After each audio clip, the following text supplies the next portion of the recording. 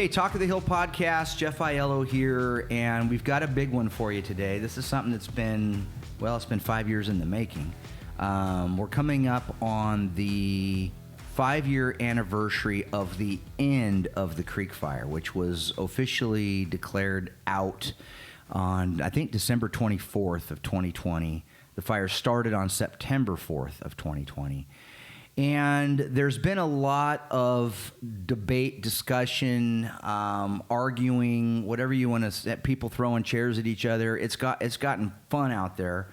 On one of the crucial aspects of the Creek Fire, which has been, how did it start? And of course, you know, I produced the documentary Afterburn, the Creek Fire documentary for Valley PBS.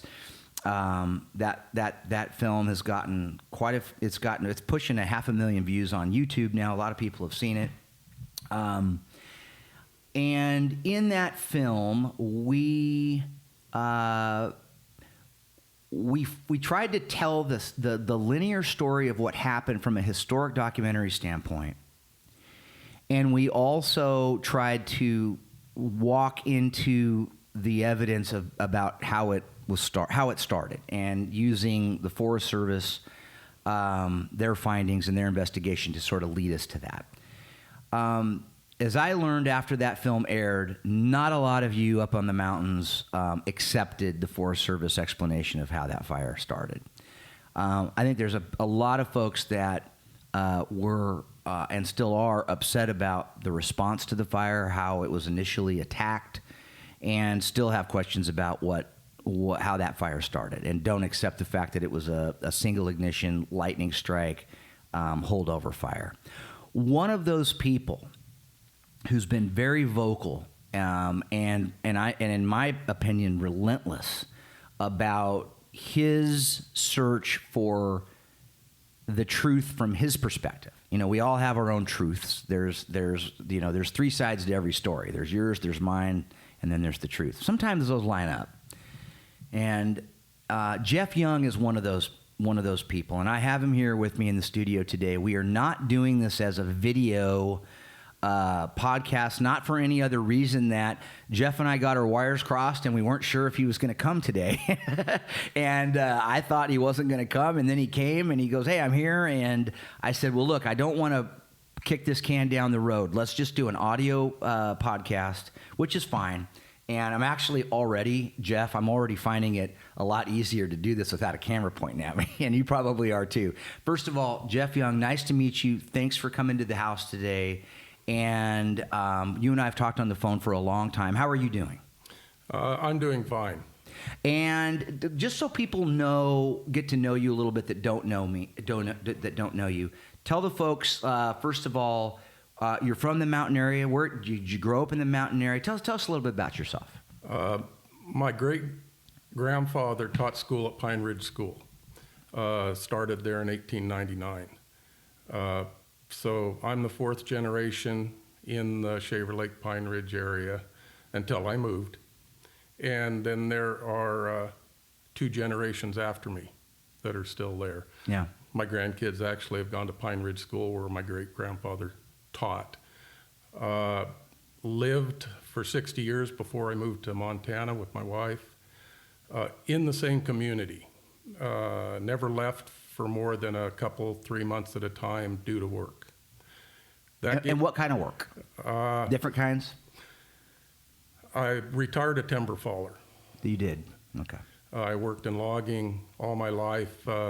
In order to survive in the mountain community, you had to do more than one thing. So yeah, I plowed snow, built houses, and later in life I went to college and got a degree thinking I wanted to go into education. Spent a year in the public school system and realized that that was not the type of teaching that I wanted to do.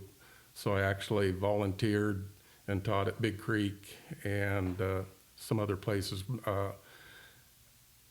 Highly involved in the Shaver Lake Museum, sat on the board for almost a dozen years there, and contributed not only my history, knowledge, but also a lot of work there and contributions through lumber and stuff. I still own a sawmill that I worked that for years too. So through those 60 years, I made literally thousands of friends. Yeah. Some of them I see occasionally, and some of them I've seen once, but if we hit it off, I still consider them a friend. And with this fire, a lot of them have resurfaced just to give me support or give me information. And it's interesting, we were gone from the mountain area when the fire started. But within 2 days, it seemed I was becoming a clearinghouse for information. And you mean people just started funneling stuff to you? Everybody wanted to let me know what was going on. We got a picture of the little smoke at the same time people around Shaver Lake got the picture. You're talking about the picture of the smoke plume taken from the Big Creek overlook? Yes. Yeah. We knew about that as quickly as anybody else did in this day and age with technology. Where were you? You said you weren't in the area. Where were you? We had moved to Lima, Montana. Okay. And so we started getting this information. One of the things that we'll speak about today, we got real time. We got a Facebook post that someone said, "Hey, does anybody know where the sheriff's department is going in such a hurry?" You're referring to this is chatter that you're getting on the 4th of September, so at the fire start. Yes. And so, before let me do this, Jeff. And I'd hate to cut you off, but I'm trying to be cognizant of our audience that's listening to this, and there might be a lot of folks that don't know the backstory between you and I and what's going on here. So I'm going to do a little bit more setup, and then we're going to go. Okay. So Jeff Young, as you're starting to learn, if you didn't already know, Jeff, you lost property in the Creek Fire, correct? We lost a home that was under contract to sell. And just 3 months ago, we finally sold the property. So, yes, we lost substantially. Our home was not insured. Got it. Okay, and that's a thing up there. And so, I mean, you're at your age, this would have been your retirement nest egg. It was. Okay, and so, which is just gut wrenching. It really is. And so.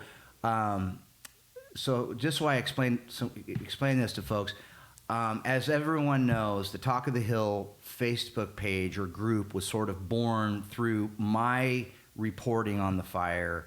I was dissatisfied with the local media and their inability to really get into the weeds with it, beyond a reporter standing at Sierra High School regurgitating PIO facts from the Forest Service. None of that was enough. Everybody knows the backstory. I started doing live shots on Facebook, and with my firefighting, I have very good contacts within the fire service and outside the fire service, and so I was able to put those to work. Zoom ahead, we do the documentary, and then at some point, Jeff reaches out to me and starts to share with me his beliefs about what happened on September 4th, what didn't happen on September 4th. And it became very clear to me very quickly that Jeff was someone who had some good information, or let's just say information. I don't want to bias it yet, but had information that was contradictory to what we were hearing from official channels, okay, about the fire. Is that fair to say, Jeff? Yeah, very fair. Okay. And so Jeff and I started to have phone calls and email discussions over the course of, I think, when the fire was still burning. I mean, I can't remember when you first reached out to me, but it was certainly in 21 we started our acquaintance with one another, yes. And then you started to share information with me. And Jeff's goal, and I think it's fair to say this, Jeff's goal the entire time from my perspective has always been to find the truth about what happened, the truth about the negligence in his view of what didn't happen from a firefighting standpoint. a law enforcement. There's going to be a law enforcement component to this. We're going to talk about, and it was coming to me as a way to say, hey, can you get this information out? Until today, I had been resistant to doing that because I needed to know, because quite frankly, I didn't agree with some of your premises, Jeff. I just didn't agree with them based on the information that I had, right? And so as you and I have known each other and have gotten to know each other over this time, these 5 years, and I'm having conversations with law enforcement individuals that are friends of mine, your neighbors that are friends of mine, folks from the community up there. All this time, this information has boiled down. And I just felt like it was finally time for you and I to sit down and talk. So, folks, that's what this is about now. Now, we're going to basically get into the weeds now about this. And I'll do a lot less talking. I'm going to go into more of a question. I'm going to ask questions, because I am naturally curious about what Jeff has learned, where Jeff's investigation has led him.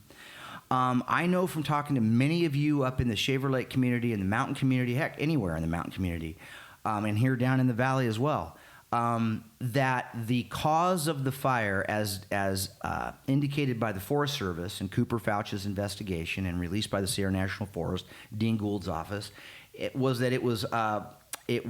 undetermined. The cause of the creek fire officially on the books is undetermined probable lightning.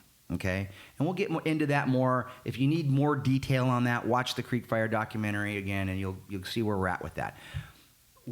Jeff, let's kind of dive in now. Now we've kind of done the setup, so now for everybody kind of knows what's going on.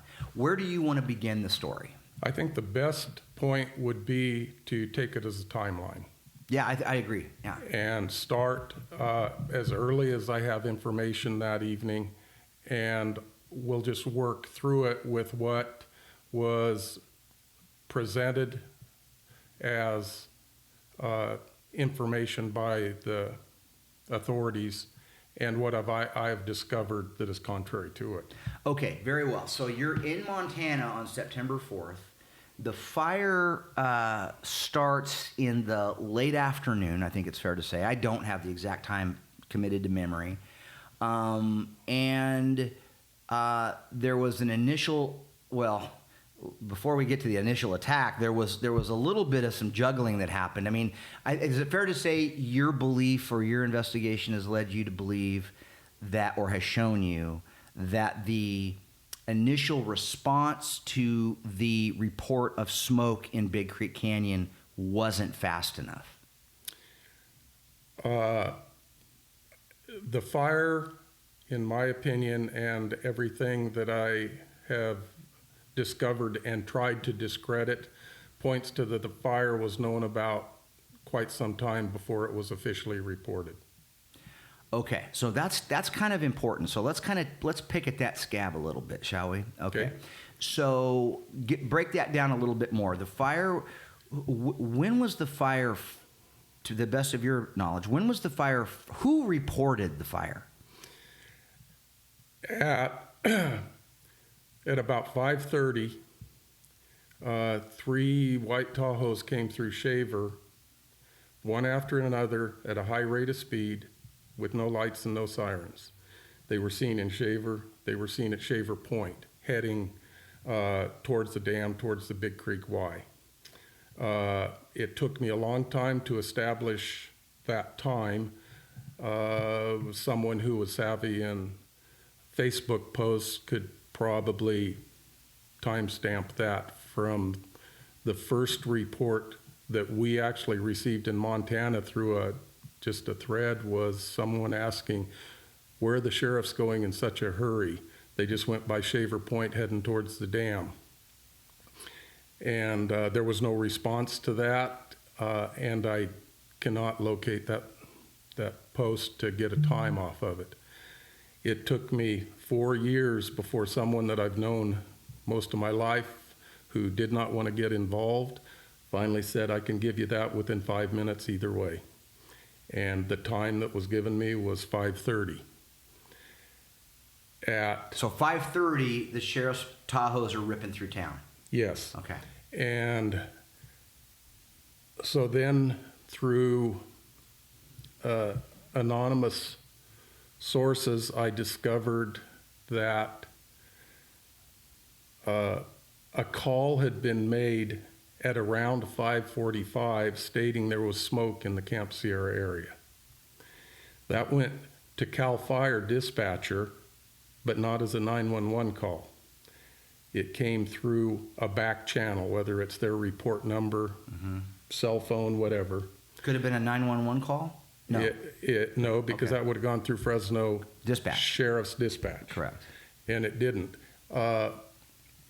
And the dispatcher felt that since it was just a smoke report, that he, instead of throwing it out to the other agencies as a full response, he would call the Shaver Station and ask for a smoke check.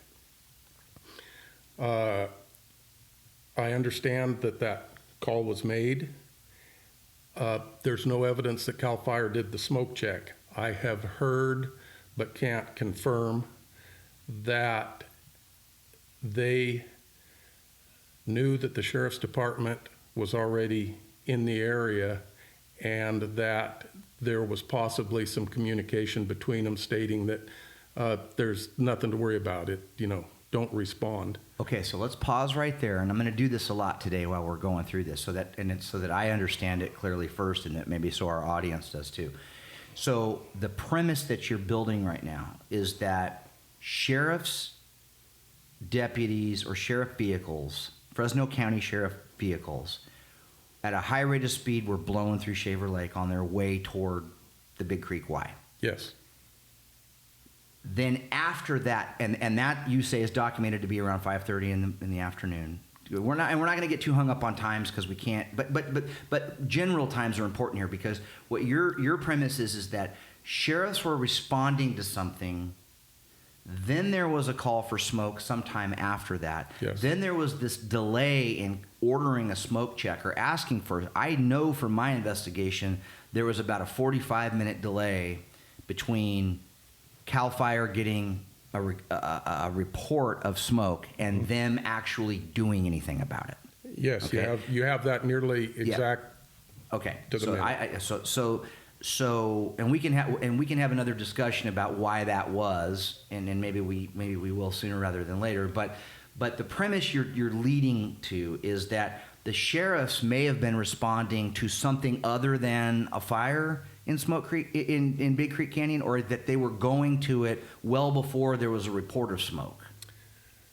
Because of the lack of cooperation that I've gotten from the Fresno Sheriff's Department, I believe that they were responding to the smoke and with the intent of not allowing that smoke to become noticeable as a fire. And okay, copy that. And I know where your story is, but and we're going to get there. But that my understanding of your timeline is that sheriffs were responding to something. They didn't call the cavalry for help. Yes. Which, according to you, and probably a lot of the facts will show that. And why were the sheriffs responding to something without saying, because let's also zoom out for our listeners and remember this. This is September 4th, 2020. It's about 105 degrees that day, 104 degrees up there, because it was like 113 here. There was another large fire burning in the Sequoia National Forest, and there was a huge fire or complex of fires burning in Northern California that had been lit by that awful lightning complex that blew through Big Sur and all the way up to Sonoma County. Mendocino Complex. The Mendocino Complex. And so fire resources were stretched, and you would think that if there were smoke spotted in Big Creek Canyon, a canyon that was choked with heavy fuels, that parts of the canyon up closer to the Shaver Lake Road or this 168, there had been some fuels reduction projects done up there by CAL FIRE and the Forest Service. But in general, that entire canyon was a powder keg ready to go. Yes. due to neglect, years of mismanagement, in my opinion, by the Sierra National Forest and Dean Gould. And so why wouldn't, the question then is why wouldn't, if there was a report of a fire, why would the sheriff run up there and not call whoever would come, knowing that the resources were limited? So, okay, so now we've established that the sheriff's kind of going and doing its own thing. About how long after the sheriffs were spotted running through Shaver Lake was there some kind of proper response to the fire? At 5:30, give or take 5 minutes, they came through Shaver. I have timed that drive, and at the rate of speed they would have been going, I did it in 12 minutes. They would have done it probably in 9 or 10 minutes. Take me to point B on that. That would be from Shaver to the entrance to Camp Sierra. Oh, all the way down in there. Okay. Well, to the entrance, but not down to the end of the thing, just on Huntington, on the road, on the big Huntington Lake Road, mostly Lake Road. Referred to as Big Creek Road. Yeah, okay, but you got to be scooting because that's curvy once you drop off the edge. Yeah, but I don't drive fast, and I did it in 12 minutes, and it kind of surprised me. Okay. So that would have put them, if they were going to Camp Sierra, that would have put them at somewhere around 5:45, at the same time that the call came into CAL FIRE of smoke in the area. From there is nothing heard on radios, there was no CAL FIRE response. I have someone who came out at that very time on Big Creek Road and did not see the Tahoes going in, but their timing, the Tahoes would have already been in and possibly down the hill if that was where they were going. But CAL FIRE, if they had responded to that dispatch call for a smoke check, they would have been in transit and seen on the road. And I've spoken with firefighters out of the area that said, if you're going under those conditions, if you're going to a smoke check, would you be taking the engine? And most of them said we not only would be taking the engine, we would be taking the engine under lights and sirens as if we were responding to a known fire under the fire conditions at the time. To your understanding, who did the smoke check? Was it Shaver Lake Volunteer Fire Department? No, I struggle to get any evidence that anyone did a smoke check and communicated specifically to CAL FIRE. Obviously, they didn't communicate with the U.S. Forest Service because they did not know about the fire for another 45 minutes. After the call came in through back channels to CAL FIRE. Yeah. Even though the CAL FIRE and Sierra National Forest dispatchers basically sit right next to each other in the Fresno headquarters. Yes, and I do have to protect my sources. I understand. But yes, that report should have gone right across the table to the U.S. Forest Service, and it didn't because the dispatcher did not feel the need. It wasn't communicated to him through the call that there was anything other than some possible smoke. Now, my poking around into this part of the story, Jeff, back when this was going on and after, when I was doing my research for the film, and I talked to Chief Dustin Hale, who wasn't the chief of CAL FIRE Fresno Kings Unit at the time. That had been Frank Johnson.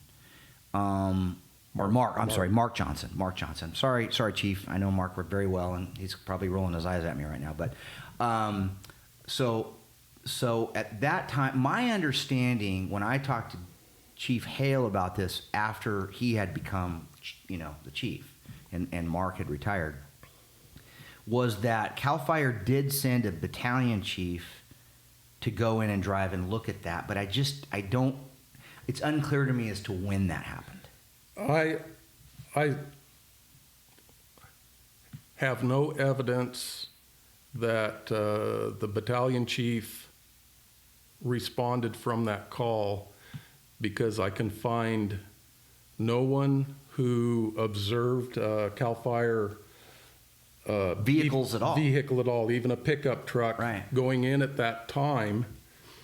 And the timing was such that if they would have been responding to that call for a smoke check, they would have been on the road at the time. They would have been seen. Yes.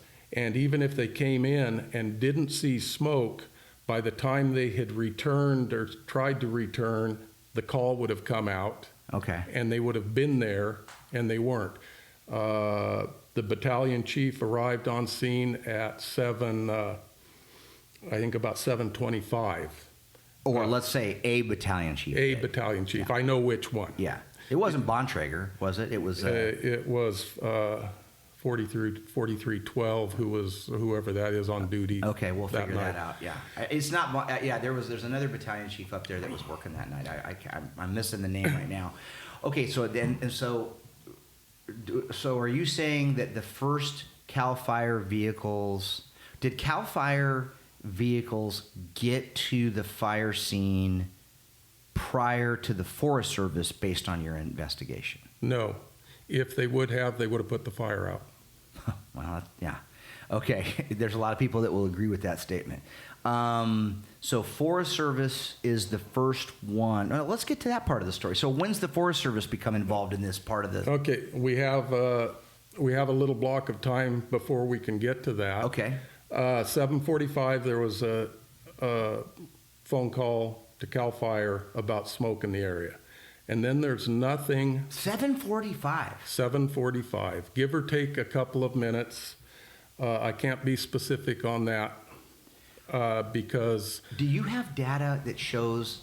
Have you been able to timestamp when helicopters and air attack hit the fire? Yeah, within a minute. Okay, and when was the first? When was the first air? When we had a Type 1 helicopter out of Batterson come in, and we had an LAT come in.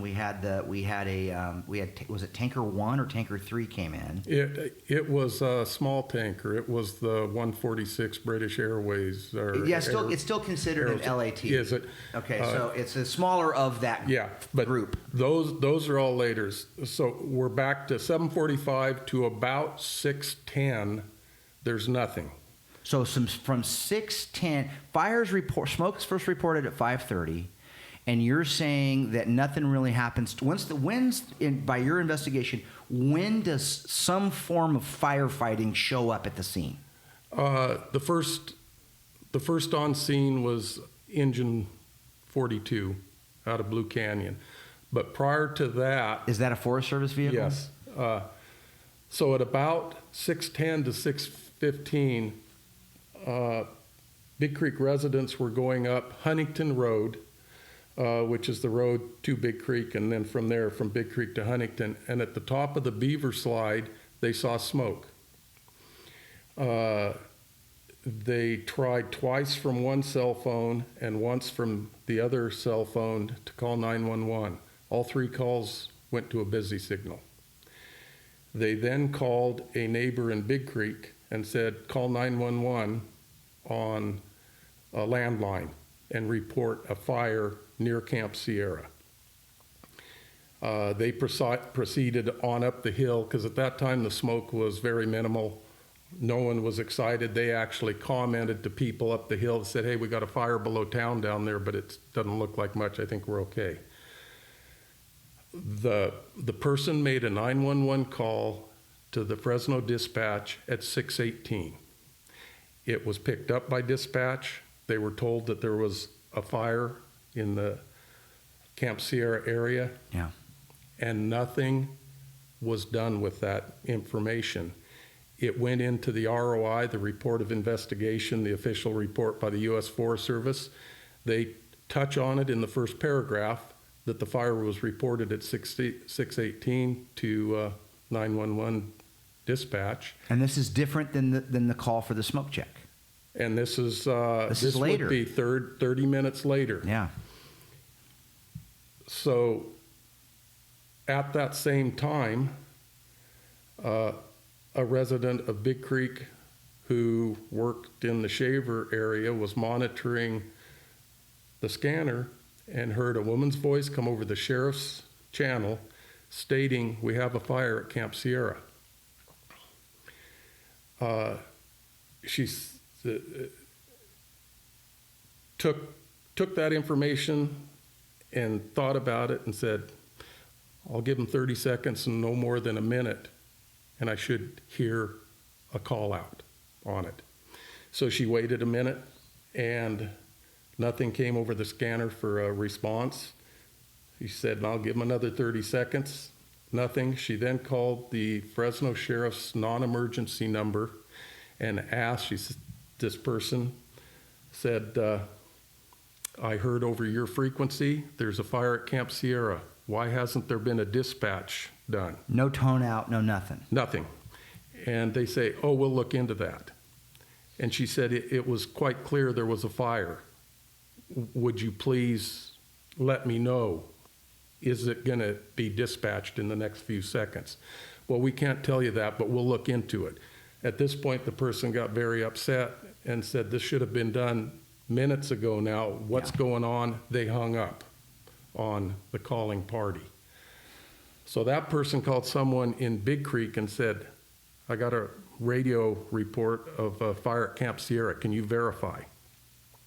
This person had to drive through the town of Big Creek to get to the point to verify it. That person did that. Was that person a civilian or worked for the Forest Service?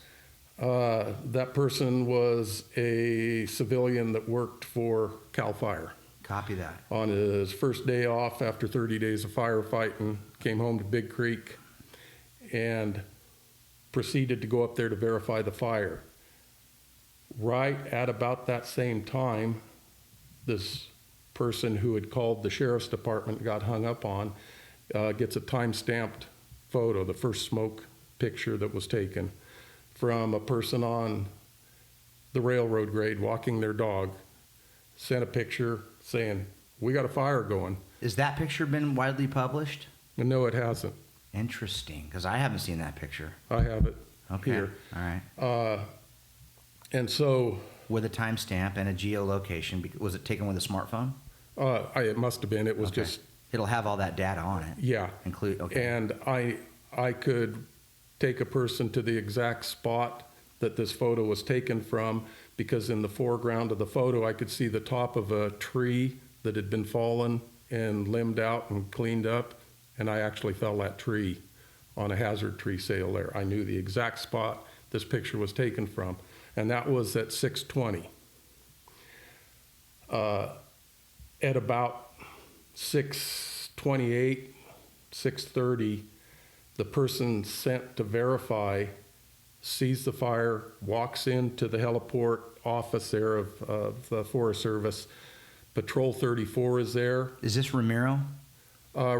Ramiro was picked up by the resident on their way to verify. We're talking about Ramiro Rojas, Yes. who works for the Forest Service and has Yes. been there a long time. Is he a resident of Big Creek? Oh, he's a resident. I've had both of his Yeah. kids in my classroom. Yeah. So the Good dude. I mean, a good guy. He is. Yeah, good guy. Yeah. He was picked up by this resident as they went by his front door and said, hey, I think we got a fire, come with me. They went up there, walked in, told the patrolman, we got a fire. He came out, looked at it, and started the response. Called for a full response, everybody come, full wildland response. And he even asked, what do we have available as aircraft? And the dispatcher says, we got a light and a heavy and a small tanker. We'll take them. We need them. Send them. And so that's about what time? 6:30? 6:33 was the time stated by dispatch. Mm-hmm. And that's what's put on the record as the time of a report. Okay. But that was after a somewhat extensive communication and dispatch. Correct. So it was actually first noted at probably 6:30. Okay. So at that point, whatever's available is rolling, including air attack. So air attack 15, Yes. air attack 15, would have been getting ready to go at that point. Yes. That night, the normal air attack supervisor in air attack 15 at that time in 2020 would have been Mark Berticelli, but Mark was off that day. Mm-hmm. And so the pilot of Air Attack 1-5 that day was Trace Lear, and the Air Attack supervisor, Air Attack 1-5, to coordinate the air attack on the Creek Fire that first night was Brian Sexton. Now, Trace is the one who took the photos out of Air Attack 1-5 that I used in the documentary, and everybody has seen those. And there's a wide shot and a close shot looking down into the canyon there, just I guess it would be just south of the creek, you Yes. know, on that hill. You and I both been there. We've both been down in there. It's super steep, super gnarly, and that's when we see that smoke plume coming up. Yeah. Keep going. And that is one of the things that has allowed this to become so controversial. Aircraft AA-15 got on scene at 6:59. 6:59 is when Air Attack 1-5 did its initial eval of the site. Yes. And then the next on scene was Engine 42, who rolled in about 7:05. They were partway up the hill and had a head start on everyone else. At this time, Ramito was conducting the response from the point over a handheld Forest Service radio. Yeah, and I've talked to him. He was basically trying to be a spotter and a coordinator. He did an amazing job in what he did there because of his knowledge and the lack of intimate knowledge of the area by anyone else responding. He put him right on track as to where to go. And he was communicating with Battalion Chief 3-3, who was in transit. Forest Service Battalion Chief? Yes, Vic LaFour. Mm-hmm. And so they were back and forth on the radio. This is all recorded on Sierra Net Dispatch. And Ramito was trying to make it clear that the access to the fire would be right off of Huntington Lake Road, and there was some misunderstanding that they were supposed to try to get to what is called the dump road. Correct. To get to it. Yeah. And Ramito's going, no, you don't even come down to Camp Sierra, right up at the top by the dumpsters. Right. We opened up a road that goes about 3/4 the way to the fire this spring for a timber sale. Yeah, I've been on it. I saw it. Yeah. And so once they arrive at where they're supposed to go, Vic LaFour goes, so we can get engines and down in there. And Ramito made it very clear, no engines. No, it's a tight road. Yeah, it's four-wheel drive. Yeah. Barely opened up. The logs are out of it. Four-wheel drive pickups only. As soon as they ended that conversation, Engine 42, U.S. Forest Service Engine 42, comes on the radio and says, hey, Vic, we're already most of the way down here. They went down the four-wheel drive road, because I've done that road, and so when you leave the landing pad where the dumpsters are, that road kind of winds back to the west, and then it curves pretty steeply down, and then that's as far as you can kind of get. Yeah, we're not talking about one road. From the dumpsters out is the... There's a couple of spiderweb roads right there. There's a couple of spur trails. Well, the main road is a power line road. The Rosebud Spur Road is what they refer to it. Yeah. And then from there, it dropped off where you're talking steep and like a switchback. There's a little landing pad. There's a little cutout area where I've parked when I hiked down to where you, I'm sure, parked. Because you can't go driving any further past that. Well, you can, but you're kind of jeopardizing your getting out. Yeah, you might need a helicopter to pull your truck out.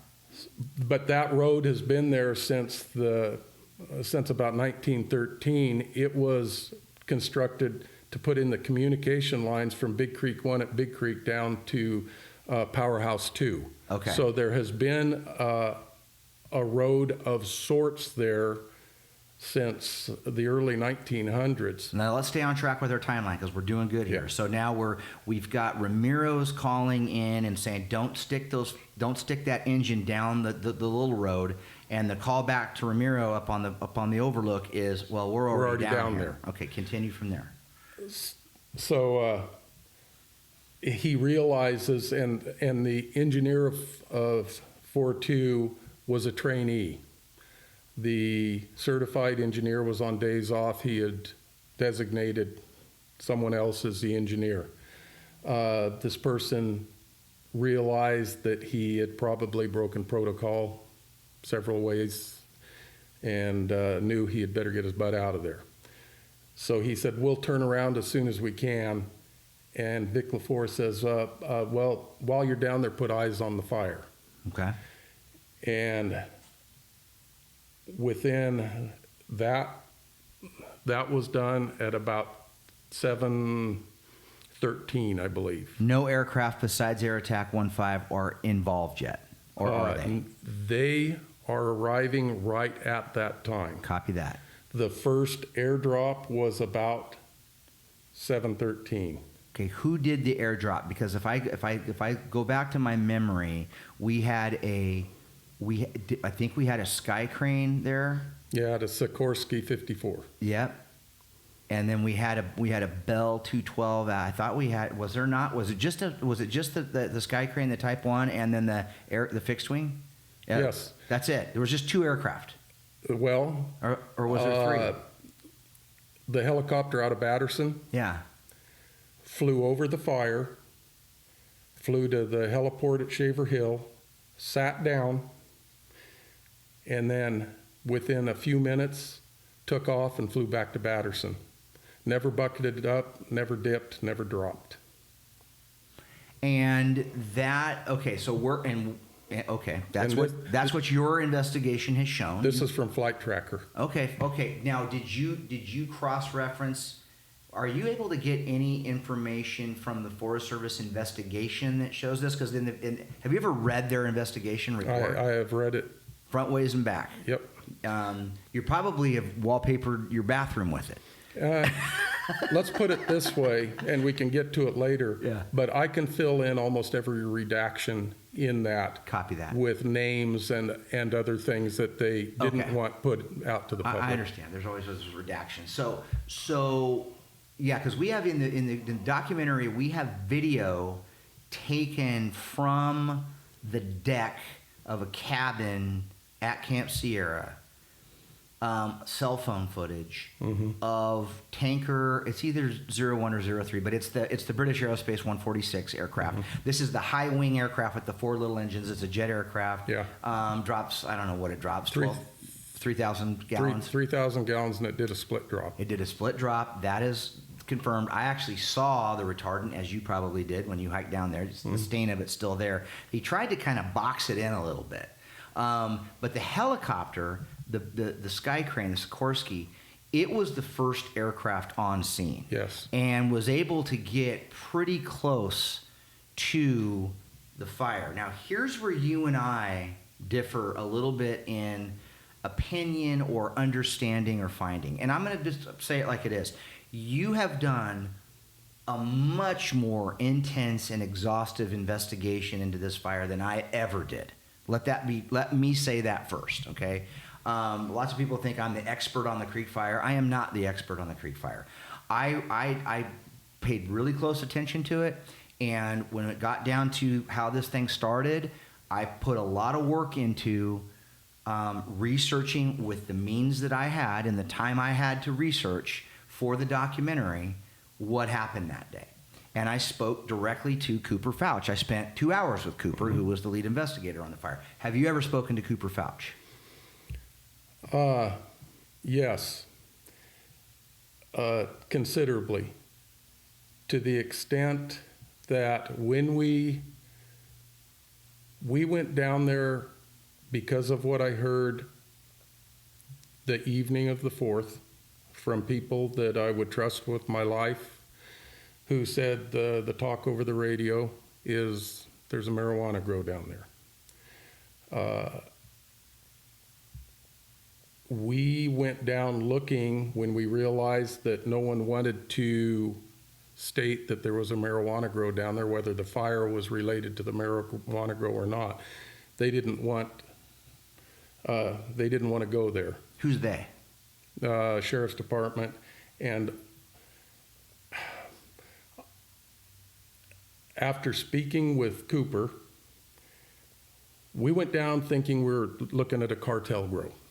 There had already been one removed in about 2002 down there. It took 2 nets worth of flight to get it out.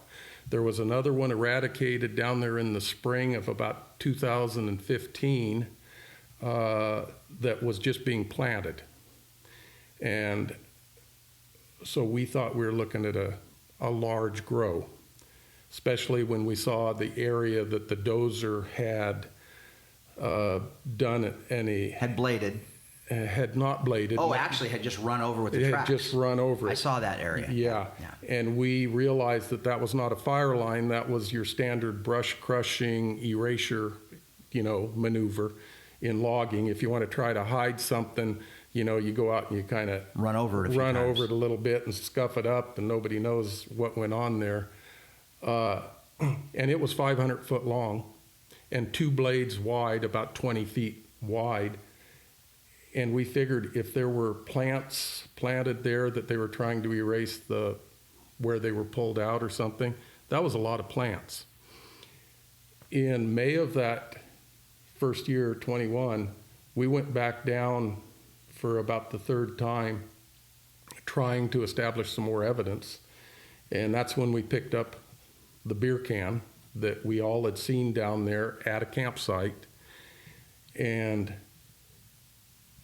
a person who had just moved into Camp Sierra said, "Hey, I've got something for you guys." My son was talking to one of the cabin owners and got this from him. And it was video of 6 5-gallon buckets buried up to their neck on Balsam Creek, the next creek over from where the point of origin was. When you say next creek over, on that same side of the drainage, but up closer toward Camp Sierra? It's the one that runs through Camp Sierra. Oh, got it. The little creek that runs right through there. Yeah, and when it gets just below there, it drops off real steep into Big Creek. Is that the one that forms the little swimming hole that's up in Camp Sierra? No, that is actually upstream a little bit, what they call the potholes or, the pools.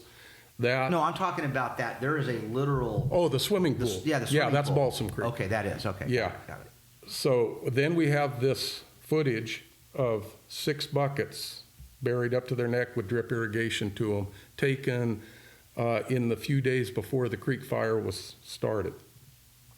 So we go back over to where we were certain... Timestamp that picture is? Who took the picture? One of the cabin owners. Okay, down right below the cabins on Balsam, they found... Far enough down to where you can see the cliff drop of the creek. Yeah, I know where you're talking about. And it was not right on the creek. It was between a couple of slab rocks, and they brought the water in to it. So walking the creek, you would not have seen the buckets. They were kind of away from the creek, but there's drip irrigation that they were bringing the water over to it.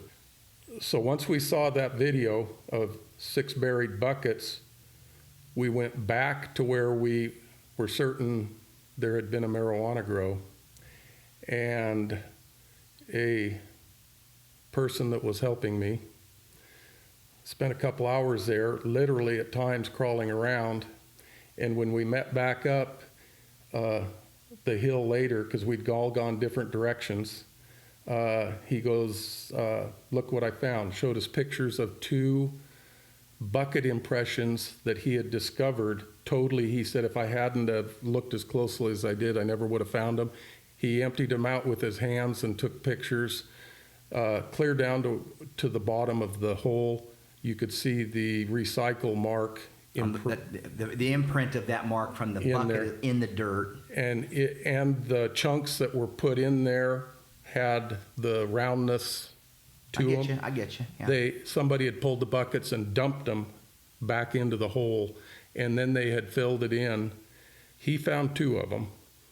And with that information, with what we had found we also did a photo type investigation with the very iPad that had taken one of the initial pictures. We had that person stand where the photo was taken from. We're in cell phone communication with them. You're talking about up on the overlook now, on the dome at Big Creek. Yeah, at the heliport. Yeah, the heliport, yeah. That person was there. Two of us were down in the canyon. You guys use lasers and shit to... Used a laser pointer, and we could hit him with it, and he would switch on the iPad from real time back to the smoke photo. And he said, down the hill to the left. He took us down to a point where we would disappear from view. And he said, that smoke is coming out right below you. That was late in the day. I went down there the next day and dove off into that canyon, and it is ugly. Oh, yeah. Not very far, but, and down it's there. Steep as hell. But there was a trail cut, and it was their P line that they talk about in the report. We cut a P line, pioneer line. Yeah. And I found that, and I said, well, if I get down to that creek, that might be an easier way to get over to where I want to go. So I followed that down to the creek, and I said, I'll just take the path of least resistance in that direction because it's so ugly. And all of a sudden, I am walking along, and I said, this is pretty doggone easy. And I get to looking, and I see that manzanita has been pruned off, some limbs have been pruned off, and I just keep following this path of least resistance. Now, let me stop you right there because I'm trying to, this is all good stuff, but this, just to keep our viewers engaged here, or our listeners, is this hike you're talking about, this part of the investigation, you're doing this in May of 21? This was actually done in January of 21. So there's a little bit of snow down there then? It was gone at that point, but there was some higher. Okay. So and was Ty with you? Not on this trip. Okay. So we're talking about Ty Gillette because he's been down there, and as you know, I took him down. I should say he took me down there. Yeah. When we were doing our tree investigation of the lightning tree. Let me reframe where we've gone because we were doing this really nice job, and this is going to happen. This is such a big story. You and I are going to squirrel out and take little spur trails of our own on this storytelling, and I want to make sure for our listeners that we keep my sense of story is pretty strong, right? Yeah. I'm a professional storyteller, so when we get off track, I want to try to bring us back. So we are going down this rabbit hole right now about the pot grow and evidence that you have of that, but let's put a pin in that for right now. Okay, let's get back to Cooper Fouch. Well, I actually want to back up further. Let's leave Cooper where he is for right now. Indulge me for a second. We'll get back to Cooper, and we're going to get back to this pot grow thing because this is a giant, you know how it is on the hill. It's everything. It's everything. The pot grow is everything. And when I go up there and I see people who've seen the Creek Fire documentary, they just shake their head at me. They go, it wasn't any goddamn lightning. It was a pot grow. And I always go, why the fuck was it a pot grow? Who did the pot just start a fire? Somebody started the fire, and we're going to get to that. But I want to stay back on this timeline that we're on with regard to the response, okay? And then I'm going to glue this back. We're going to get to the investigation part in the pot grow. But right now, let's zoom back to September 4th. We're about 7:30 now. Yeah. And where we off ramped on this part of the story was when the sky crane showed up. And this is a big deal for me because the testimony of the helicopter pilot, the Sikorsky pilot, through Cooper's investigation, is that, and he's hovering right over the goddamn tree. He's right there. He's making drops on it. Why that didn't put the fucking fire out is beyond me. I can't figure that part out. But 2,650 gallons each drop. Yeah, right. You would think that would knock that thing down. But his testimony is that it was a candlestick fire in the top of a tree. And some of the photographs that I've seen show clearly a fire in the top of the tree. That then apparently the fire dropped to the ground, if you believe this part of the story, and then spread. Okay. Let me ask you this, because now we've already established this pot grow thing, and we're going to really get into that. But let me ask a simple question. Do you believe there was ever at any time that night, do you believe the helicopter pilot, that there was a candlestick fire in the top of a snack? I've got photos of it. Mm-hmm. Okay. So can I? You know where I'm going with this. Well, I can go. You go. Let me say what I got to say. I got to hear myself say it. If somebody was lighting pot on fire to try to burn the evidence of there being pot, first of all, is that the premise here? No. Okay, very interesting, because I didn't know that from you. Okay, so we're going to lean into this one. But why would there be the fire in the top of a tree then? Because fire goes uphill and it burnt to the bottom of the tree and ended up in the top. Okay, so you're saying the candlestick happened. The candlestick is the term used by firefighters when the fire's in the top of the tree and not on the ground. But you're saying, well, it had to get up there some way. You reject the idea that was a lightning struck holdover fire. Well, I think I could in court prove that tree was not burning prior to about 7:13. And the first call for smoke came at 5:30. Well, according to what you just told me. 5:45 was when the call came in, but if somebody's responding to the fire, obviously, and they were in Shaver at 5:30. Well, you said I'm using 5:30 because you said 3 sheriff's cars that's when they went through. Is it possible that those sheriff's vehicles were responding to another call that had nothing to do with the fire? Oh, absolutely. And I asked that question, and I cannot get John Zanoni to deny or confirm that those were even his vehicles. He refused. Even though technically Sheriff Mims was the sheriff at the time. And that was interesting because my first conversations were with Sheriff Mims, and she told me that she was going to hand me off to Under Sheriff John Zanoni, and from there on out I worked with him as Under Sheriff, and then with her early retirement and appointing him interim. Yeah. She was out of the picture. Okay, I got it. Okay, but I don't. It's such a convoluted story. It's so crazy. How do we best stay on track here? Where do you want to go next? Okay, let's stick with the helicopter. Okay. I want to answer that question. Flight tracker shows that the helicopter came in and made 2 drops. That means that helicopter had to pull water out of a nearby lake. Shaver Lake. Yeah. Okay. So that Sikorsky, that's the helicopter with the big snorkel. It went back. So there, we that's verifiable. We can know that. Yeah. And it sucked up another 2,500 gallons and went back over and dropped it again. Yes. And then the plane came in. The plane first drop was about 7:13, and there's no flame in the tree.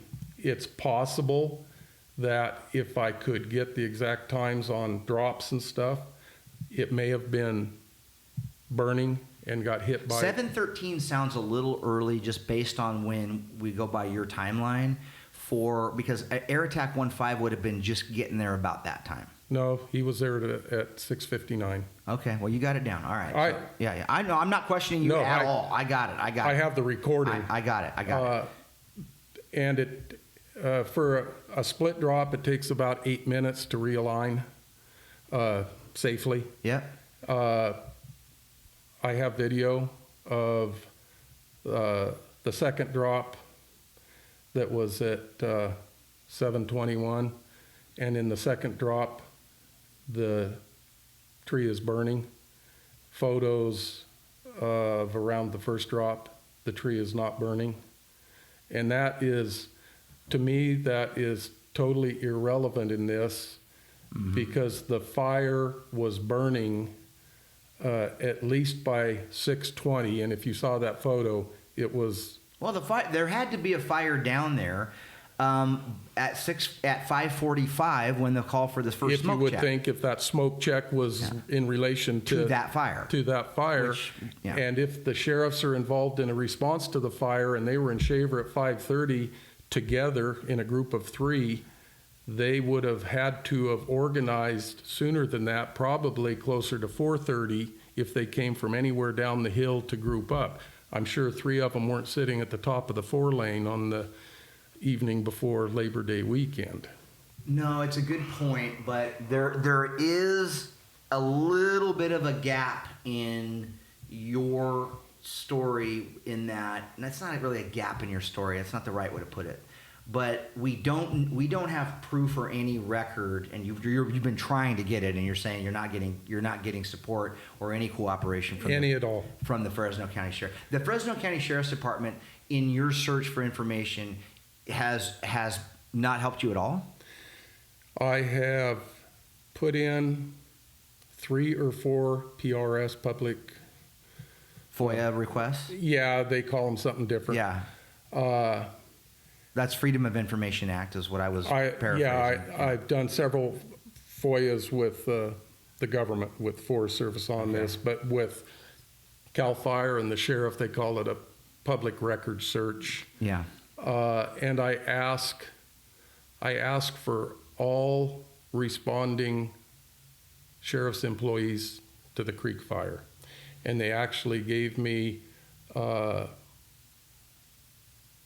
of them that responded after the official report states the fire started, 6:33.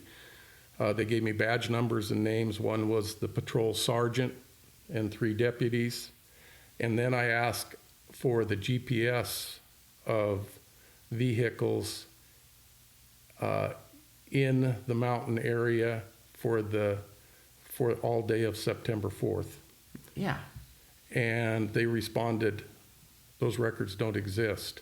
I was told to do this by a law enforcement person that said those records existed, they should still exist, and you have a right to them. Right. And when I asked for them, they said they don't exist. Same on their radios.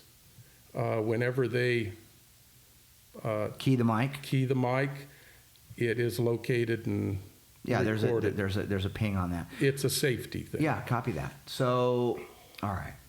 So let's stay on track here. We get the basis of what's going on. At some point, and we'll come back to the pot grow, and we'll come back to we'll find our way back down into that canyon. But the aircraft are released. Are the aircraft, in your opinion, released too soon? A lot of people believe there wasn't enough of a firefight with air attack. There wasn't, and I questioned, and I talked to Mark for a moment at the anniversary. Mark Berticelli. Yeah. Yeah, he's got a pretty strong opinion about this. He does, and he threw it at me on, how good a job the aircraft did, and their retardant drops. And I did the research on this. That aircraft should drop at no higher than 250 feet. After that, at 150 feet is its most effective coverage. We're talking about the LAT, the fixed wing. And that is with a full drop. And then if you do a half drop, it's even less effective. And from using... Not to even talk about coverage level of the drop, because the plane can dial how thick the drop is. Coverage level. Mm-hmm. You'll hear it on the radio. Tanker 03, coverage level 4, stab that anchor line, all the terminology they use. But the point that you're trying to make here, and I think it's a good point, is that, and also Mark Berticelli is a very good friend of mine, and it's someone I have a great amount of respect for. He spent most of his professional life, he's been fighting fires for his whole adult life. The last half of that up in airplanes and helicopters. He's done a lot of dangerous work in service of all of us. So I have a lot of respect for him. And he loves these mountains. He loves the Forest Service, and he loves what he does. And when he says that canyon is extremely hard to operate fixed wing aircraft in, to line up and get the right drops. The point you're making about altitudes is because the plane, due to the time of day and the late light and the fact that there was heavy smoke in the area from the fire that was burning on the Sequoia, And I've heard there's a worry about power lines and all this other stuff, and the power lines to me is the weakest part of that. It is, because they're low. They're not even close to where not even close. Yeah, to where the fire was. And as far as the shadows in the canyon and the smoke, as far as I'm concerned, that's all BS. I can show video of that. But you and me have never been in an airplane, no, making tight turns in a freaking giant jet, and having to fly at low and slow altitudes and have to hit a. You and I don't know that. Right, but my point is that their 2 drops were totally ineffectual, and even Ramito states that in a recording. Fair enough. Well, we all know they were ineffective because the fucking fire went 400,000 acres. Right. And then I question the 2 drops of 2,650 gallons of water it should have washed a less than 1/2 acre fire to the bottom of that canyon. You would think. And it didn't. And there was plenty of time for more drops. Okay, so what we're starting to determine here is that on the night of September 4th, the Creek Fire starts. We're starting to determine through your investigation, through your scope of this, that response to the fire was slow.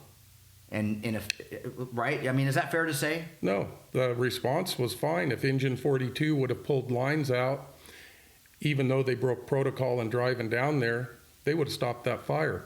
But they had broken protocol and should not have been there, so they got their butt out of there as quick as they did.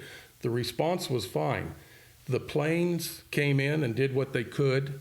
I question the... You think they could have stayed longer, and a lot of people do. The helicopter, Sikorsky should have, it was seen heading home, No, they called them back. The Air Attack 1-5 made the call that it was no longer safe, as my understanding, to fight that fire with aircraft in it.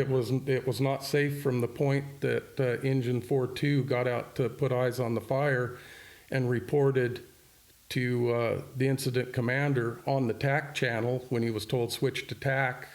Was McDougal on IC command at this point for the CAL FIRE? No, he didn't come in until about 2:30 in the morning. That's correct. That's right. Yeah. And this is we're talking at 7:25. Still a Forest Service fire here. Yeah, and when that Engine 42 turned around and was coming out, he radioed up. He said, "Vic, we're on our way out," and Vic LaFour said, "Switch to the TAC channel." So that nobody can listen. So nobody can listen, except there were people standing next to Ramito, and there were people on scanners that had it programmed in. Yeah, you can still listen to TAC channels if you know the frequency. And so I had 4 people tell me, almost to the word of what I will say right now, that response from the engineer to Vic LaFour was, "Hey Vic, I think we got a problem down here. It looks like we got to grow. I think we might have booby traps and chemicals."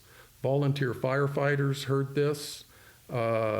People on scanners heard this. People standing next to radios heard this. Now that's a pretty substantial claim, and you're making it now saying that multiple people would vouch for that story. I have people that said that they will testify to that in a court of law. Mm-hmm. That's pretty big news. That's a big news. We call that a mic dropper. That's a mic dropper right there. Well, if you go to the ROI,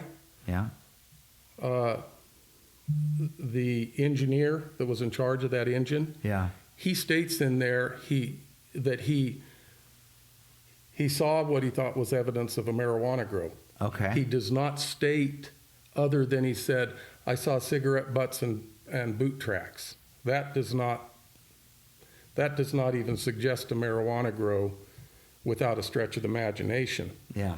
I believe what he did find was the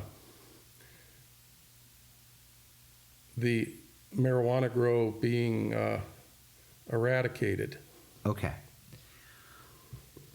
So now that's big news for me, right? I never came across any of that in our investigation. I will say, for the record, I didn't include, or I may have not started my conversations with you prior to that part of the investigation, and I relied on my investigation for the documentary primarily with official sources, meaning law enforcement. Everybody saw the film. I interviewed the sheriffs, I interviewed the Forest Service, I interviewed CAL FIRE, okay?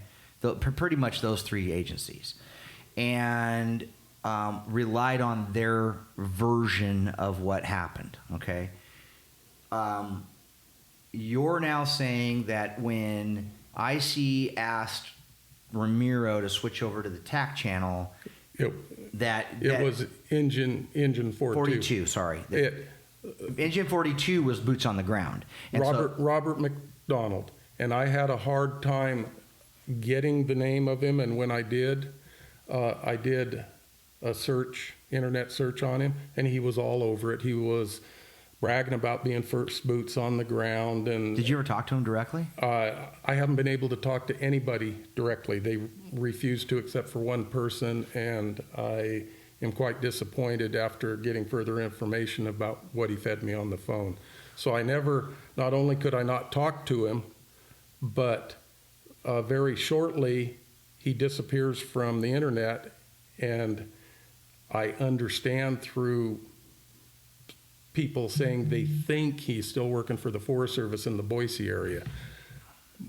Everybody that I tried to keep talking, I'm going to grab a pen.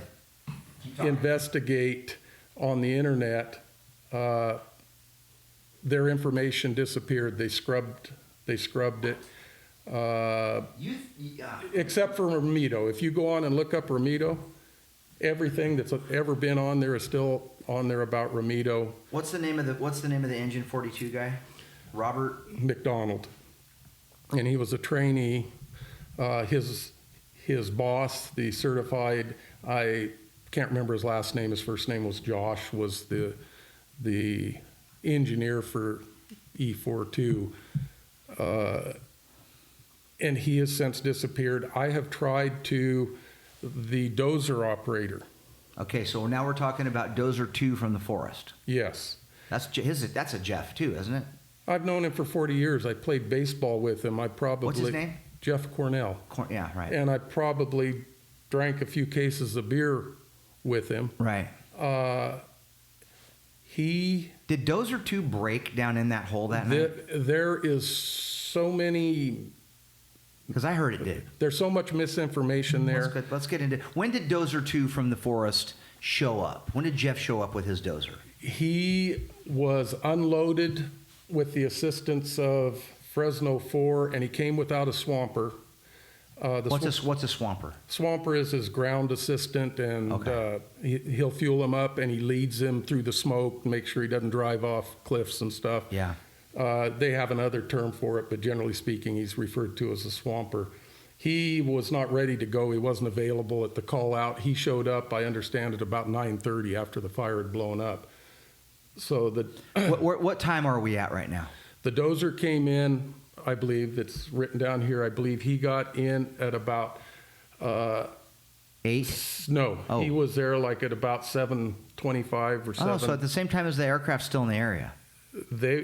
At that point, all aircraft had left except the spotter plane, AA-15. Now, wait a second. Now, this is where I'm going to challenge you a little bit. And I'm not, like I said, I'm not... I got it on the radio. No, I got it. But in your recital of times, and I'm paying very close attention to times, on your recital of times, and maybe I got it wrong, and that's not going to be the first time. We had air attack and we had the fixed wing and air attack 1-5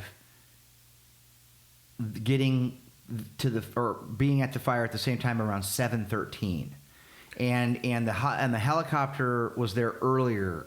The helicopter wouldn't have gotten there before air attack 1-5. No, they were there at 6:59. Correct. Mike 50, I think, or 50 Mike, the Sikorsky. Yeah. They came in like at 7:04, somewhere around there. I thought earlier you said there was a drop. I thought we had record of a drop in the 713, 714. That was the fixed wing. Okay. And then the fixed wing made a loop. Yeah, and you said by 721 it was out. And at that point, on the radio, it states all aircraft are returning to base. Fair enough. Okay, so the dozer's getting there about that time, according to what you just said. The dozer's getting there. Continue with the dozer. And what really concerns me is why didn't the ship out of Batterson work? Yeah, Why didn't at it do least it? make one drop. Yeah. They flew over the fire, landed, and went home. I have questions that nobody chooses to answer on this. Did you ask Mark about that, Berticelli? He wasn't working the fire that night, but he knows everybody. He knows those guys. Actually, I got so disappointed in searching for information that I said, I'm done with beating my head against the wall, asking locally. I'm going to go someplace to get an investigation on this where these people will actually speak to somebody and tell them the truth, tell them a lie, but at least talk. Okay, I got you. But we'll come back to that because that's okay. So that's where this has gone on the big picture. You've had and we'll reveal that later about where you're at now. But okay. So the dozer was there at before 7:30, I believe. I've got it all down. Okay. And he had to get turned around, unloaded. At this point in time, engine 4.2 was out of the canyon. They got back out of there. All the planes gone. Dozer's going in. Dozer was not going in. The dozer sat there. And sat where? At the dumpsters. At the dumpsters, okay. And at 8:32, Vic LaFour does, I believe it's his hourly required fire report. And he states fire less than an acre minus, no wind, no movement. And dispatch says, you have a request to call the office. And Vic says, okay, will do. I FOIA'd Vic LaFour's phone records, and I actually got them. And at 8:33, he made a call to Fresno of 2 or 3 minutes. And at about 8:35, both people in Big Creek and at Camp Sierra saw the movement of headlamps and the dozer light coming from the staging area. At the dumpsters. Dumpsters to the fire. So they went in the road. They went on down. They went on down, and people heard chainsaws over there. And we finally got, after the dozer operator retired, he talked to somebody, and they asked him, why didn't you just take the dozer down there and start working? He said, well, I couldn't. There were full-length trees across the road blocking my path. How'd the fire truck get down there? Exactly. So when I heard that, I checked with 8 different Edison employees to say, would that road have remained blocked after your tree crews were in there? And they said, absolutely not. They'd get removed from the contract by doing that. They can leave early if they have everything cleaned up. It's a fucking bulldozer. It could push the tree out of the way. Exactly. And so he's saying that's why he couldn't go down. Not too long ago, I had somebody come forward who approached the fire with the dozer in one of the hand crews. And I didn't want to lead this person with any questions. I get you. So I said, you tell me exactly what you did and what you saw from the moment you left the staging area to the fire. And he said, we led the dozer down. I was a brush puller. We had multiple saws.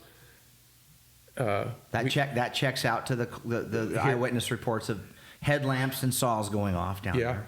And I said, what were you cutting? He said, well, we have to cut an escape route. We cannot go down in a place like that without making our return safe. So 10 feet each side of the road, we were cutting small trees and brush, stashing it back, making sure we didn't have a canopy over us, and the dozer was following us. I said, was there anything in that road to stop the dozer from going down there? He said, no, people had been driving down there. It was wide open. So Do you think someone told the dozer not to go down there? When we get to Cooper Fouch. Okay. Oh yeah, I jumped way ahead there. I just realized I led you too far. I kind of threw you okay. Yeah. So let's say on your story. So this is pretty good stuff right here, because you're saying you're speaking to folks that were on this hand crew. Now let's talk about that for a second, because when we get back to just firefighting 101 and like what happened that night, one of the claims by Chief Johnson, even though this is a Forest Service fire, Cal Fire is now involved in helping. By 8 o'clock, they're starting to roll in there. I know Cal Fire's dozer strike team guy was already on his way up there. He got turned around in Auberry at 8:30 and sent home. Well, that's not what he said to me on camera in the documentary. So what's on the radio? Well, then we got a problem. And then he came back up. Then he was called back up about midnight. No, he came up at 9 o'clock. Are you talking about the dozer? The strike team dozer guy for the Cal Fire, and he in the documentary, on camera, he says he got the page that there was before he went to bed, there was a small, he heard about the scuttlebutt about the fire on the radio. And then he got woken up at 9 o'clock at night because he went to bed early because he's been tired fighting fires. And he said, get your strike team ready and get up there. And they got up there with Cal Fire dozers, and they put drones up to go look to see where the fire was. And, dozers are kind of ineffective in big timber like that. You can't really do a whole lot with them. And they tried, so they were there at like around 9:30, but maybe I'm jumping too far ahead. Yeah, that is correct. They showed up that night, but with the initial dispatch, a Cal Fire dozer was coming. It was not part of the dispatch, but... It was coming up earlier, you're saying? Yeah, and at 8:30, it was turned around in Auberry and sent back.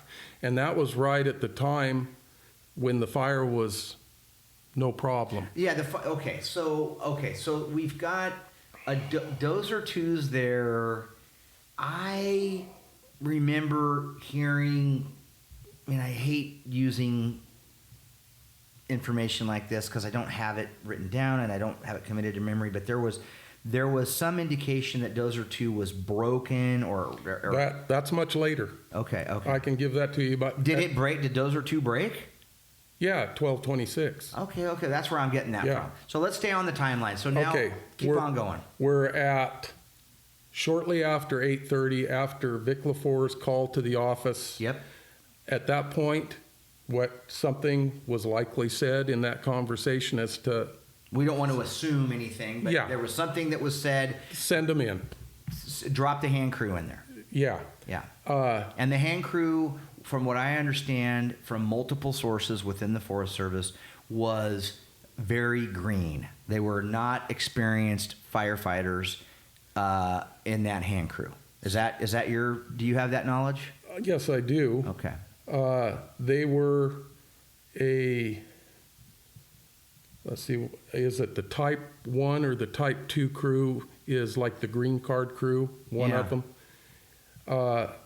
In one of my FOIAs, I got the expensing for that first night of the fire. Yeah. And 2 Type 2 crews were paid, and they're not supposed to be in anywhere near active fire. Got it. No Type 1s were paid that night. Type 1 would be like a hotshot crew. Hotshot crew. Yeah. And these are, generally speaking, there to clean up fire lines and stuff after the initial... Yeah, these are like Conservation Corps guys or sometimes prisoner workers and stuff like that. And a lot of times they're contractors, yeah. I've worked with them. I almost killed one of them one time in Elder Grove when I was cutting I was a contract faller for Forest Service for many years on fires, and I responded with my swamper to Nelder Grove on a lightning strike, and I had fallen a cat-faced green ponderosa pine, cat-faced meaning it was burned out at the bottom for the folks. For the folks, yeah. And it was still burning up the tree, and I got it on the ground and I started bucking off chunks so they could kick them away and put them out.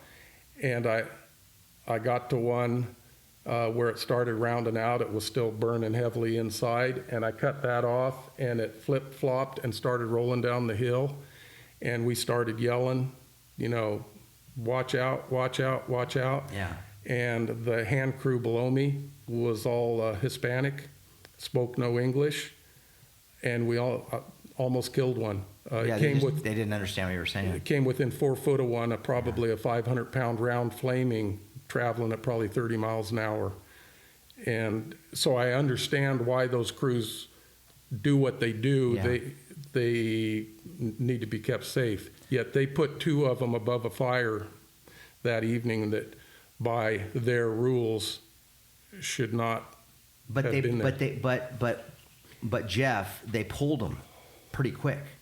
And that's part of the big part of the complaining by folks.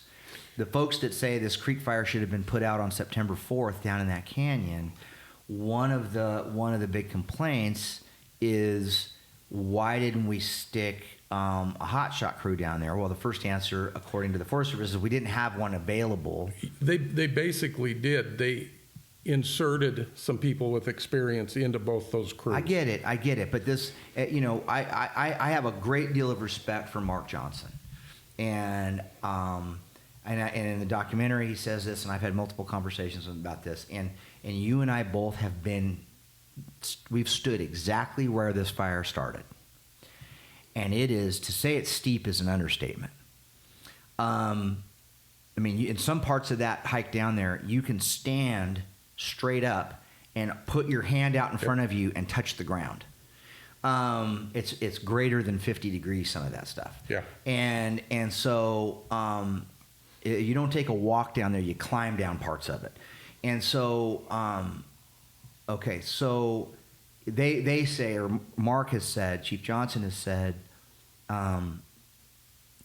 that was a mid-slope fire in a canyon, and that lots of firefighters have died in those situations. Exactly.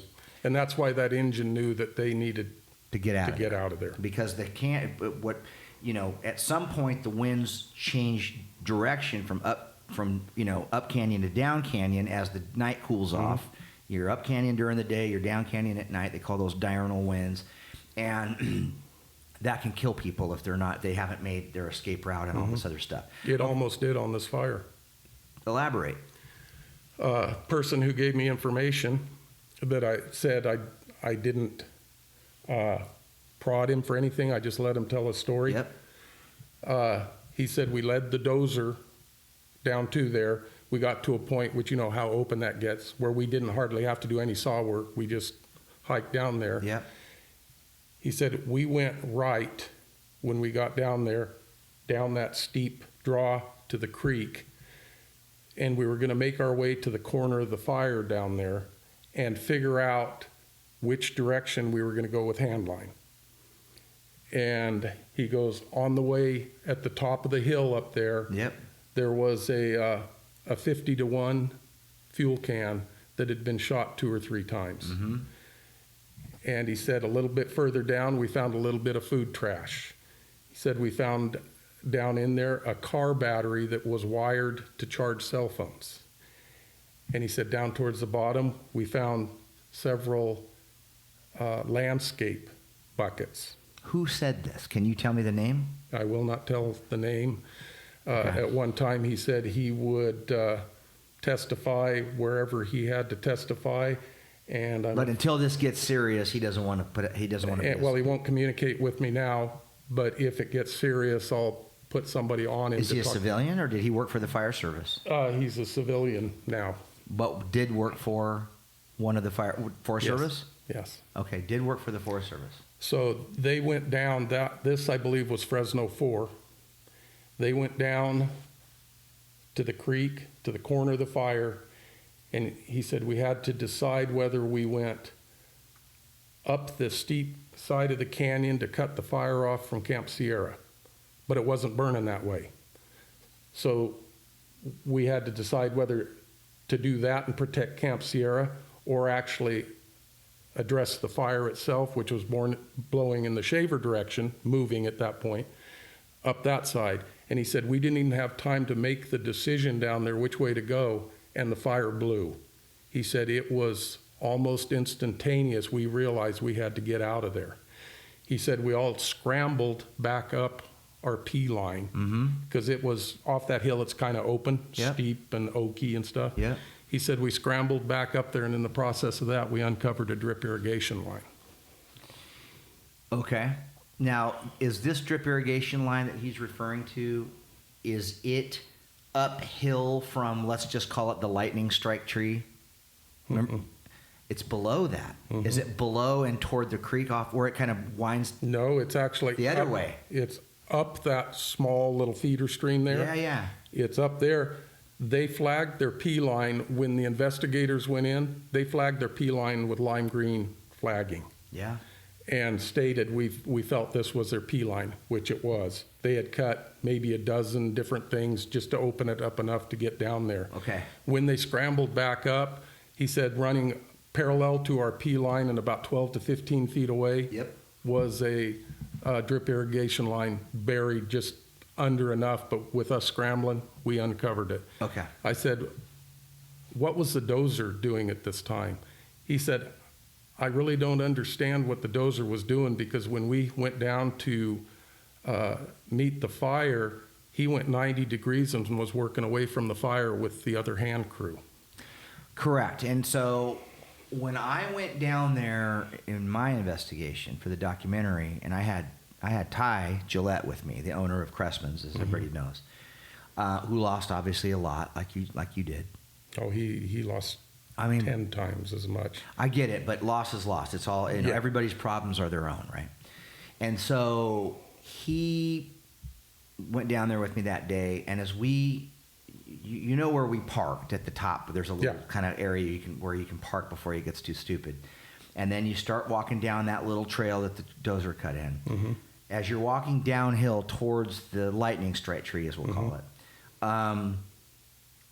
on the left, there's a big area where the dozer looks like it just kind of ran over the 500 feet long and 20 foot wide on a contour. Correct. And we found 2 bucket impressions under his dozer tracks, and Cooper Fouch found 1. Okay. Now, Cooper, okay. So at this point for the audience, what we've done is we've kind of established the first 4 hours, let's say, of the fire. And we've also, Jeff has done a pretty good job of explaining through his investigation and his contacts, which is pretty thorough, I will say. You've done a really good job, I think, of, you know, the disadvantage I have as a quote unquote journalist here is that I don't have a way to check your sources, right? But I'm just giving, that's fine for me because I said pseudo journalist, right? So we're just having a discussion about this, and you have to protect your sources because you're in the middle of still trying to, you know, hey man, you're barking up a pretty crazy tree right now. I have been told that people have been killed for less than this. Correct. All right. So what we've done is establish this scenario where the fire then at around 9 o'clock, the fire sort of blows up. That's when it takes off. 8:59. Jeff Cornell comes on the radio in a rather panicked voice saying, we got to get out of here. We have extreme fire behavior. Hand crew and dozer have to get out of here now. We're out of here. Got it. And that was recorded on the Sierra Net channel. Okay, so from that point on, we all know what happened. Yeah. The fire blew up. They lost control of it, and it burned 400, whatever it was, just under 380 is what they ended up. Yeah, with. 380 acres. 850 structures, I think, something like 652 homes. 652 homes, and then another couple hundred outbuildings and stuff like that. And your cabin was one of those. Yeah, and that is not why I ever did this. Why'd you do it? Why are you doing it? for the truth. When I realized early on there was some cover-up of something. They didn't want to just be flat out honest. And then the further I got into it, the more I realized that this was getting bigger and uglier than I ever thought it would be. Let me ask you this. When did you start diving into this like hardcore? Or did you on-ramp into it kind of like, did you smell a rat right out of the gate? Smelled a rat right out of the gate. Initially, before they were even saying it was lightning, because well, shit, that didn't come for until like mid-21. The lightning thing, or was it later? No, it was much sooner than that. It was marijuana grow for about 10 days, and I actually thought Who said that? Just the locals? No, that's when the locals who had heard the radio communications and that. Okay.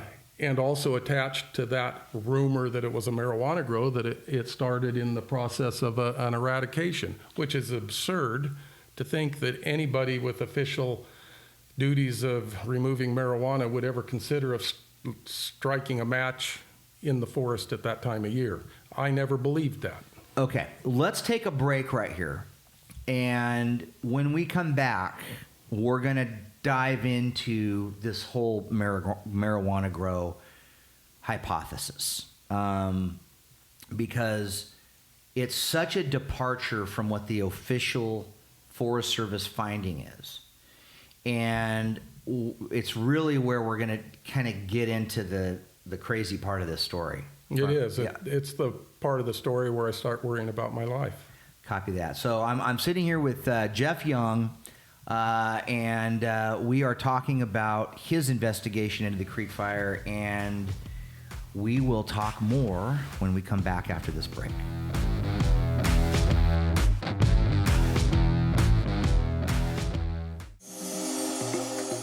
Running a successful business anywhere is tough. But thriving here in the Central Valley for over 50 years with a family-owned company is something special. Valley Air Conditioning and Repair has not only earned the trust of its customers since 1970, it's been recognized throughout the Valley for excellence in quality, customer service, and how it takes care of its people. Giving back to the community it serves in so many ways, and dedicated to supporting the engine of this valley's economy. Valley Air Conditioning and Repair knows that doing business here is about relationships, trust, and honoring a legacy that started it all. The heating and air conditioning business is competitive, and while a lot of the products out there are the same, the people behind those products, installing them and keeping them running, that's where the difference is found. The people make it special. From the entire team at Valley Air Conditioning and Repair, happy holidays from our family to yours.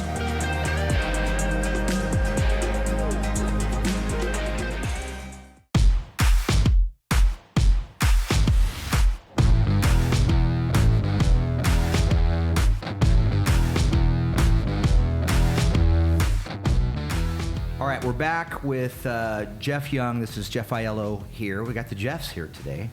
Talk of the Hill podcast. And we're sitting with Jeff Young, who has single-handedly over the last 5 years embarked on his own crusade to, as he puts it, find the truth about why the Creek Fire started. Is that the best way to say it? Yes. Okay. And because once the Creek Fire started, we in the first segment we basically established the timeline of the start of the fire based on your investigation, and the timeline of the fire is the timeline of the fire. There's not a lot of disagreement about that, about how it was responded to. There are holes in the record of the fire about was the fire on the ground? Did it move up to the tree? Well, if the helicopter pilot got there, it made the first couple drops on the tree. We now know he got there. Could have been a couple hours after the fire started, whether it was in the tree or on the ground, right? So the purpose of this discussion and visit with Jeff Young today is not to reevaluate necessarily how the fire was responded. We know what happened and we know what the Forest Service and Cal Fire was up against with their resources to get in there and get the fire put out. I think it's fair to say that if we could go back in time, the Forest Service and Cal Fire, this is my feeling about it, would have handled this differently, knowing what would have happened, right? But hindsight is what it is, and we can do shoulda, woulda, coulda all day long. But that's not really what this is about. The fire, because whether the fire was put out at 10 acres or 380,000 acres, there is still this discrepancy within the public about how and why it started. The Forest Service official finding is that the fire cause is undetermined / probable lightning. And the belief is, and if you watch the Afterburn Creek Fire documentary that I produced, the belief is that lightning struck a snagged ponderosa pine tree. Doug fir. Doug fir, okay. That's what that tree was down there, a Doug fir? That was a big-ass Doug fir, huh? It was a pretty good-sized tree. It's the farthest south Doug firs grow in the Sierras. Yeah, right there. Mm-hmm. Okay, so it's a Doug fir that was struck sometime a week to not quite 2 weeks before. Now I've talked to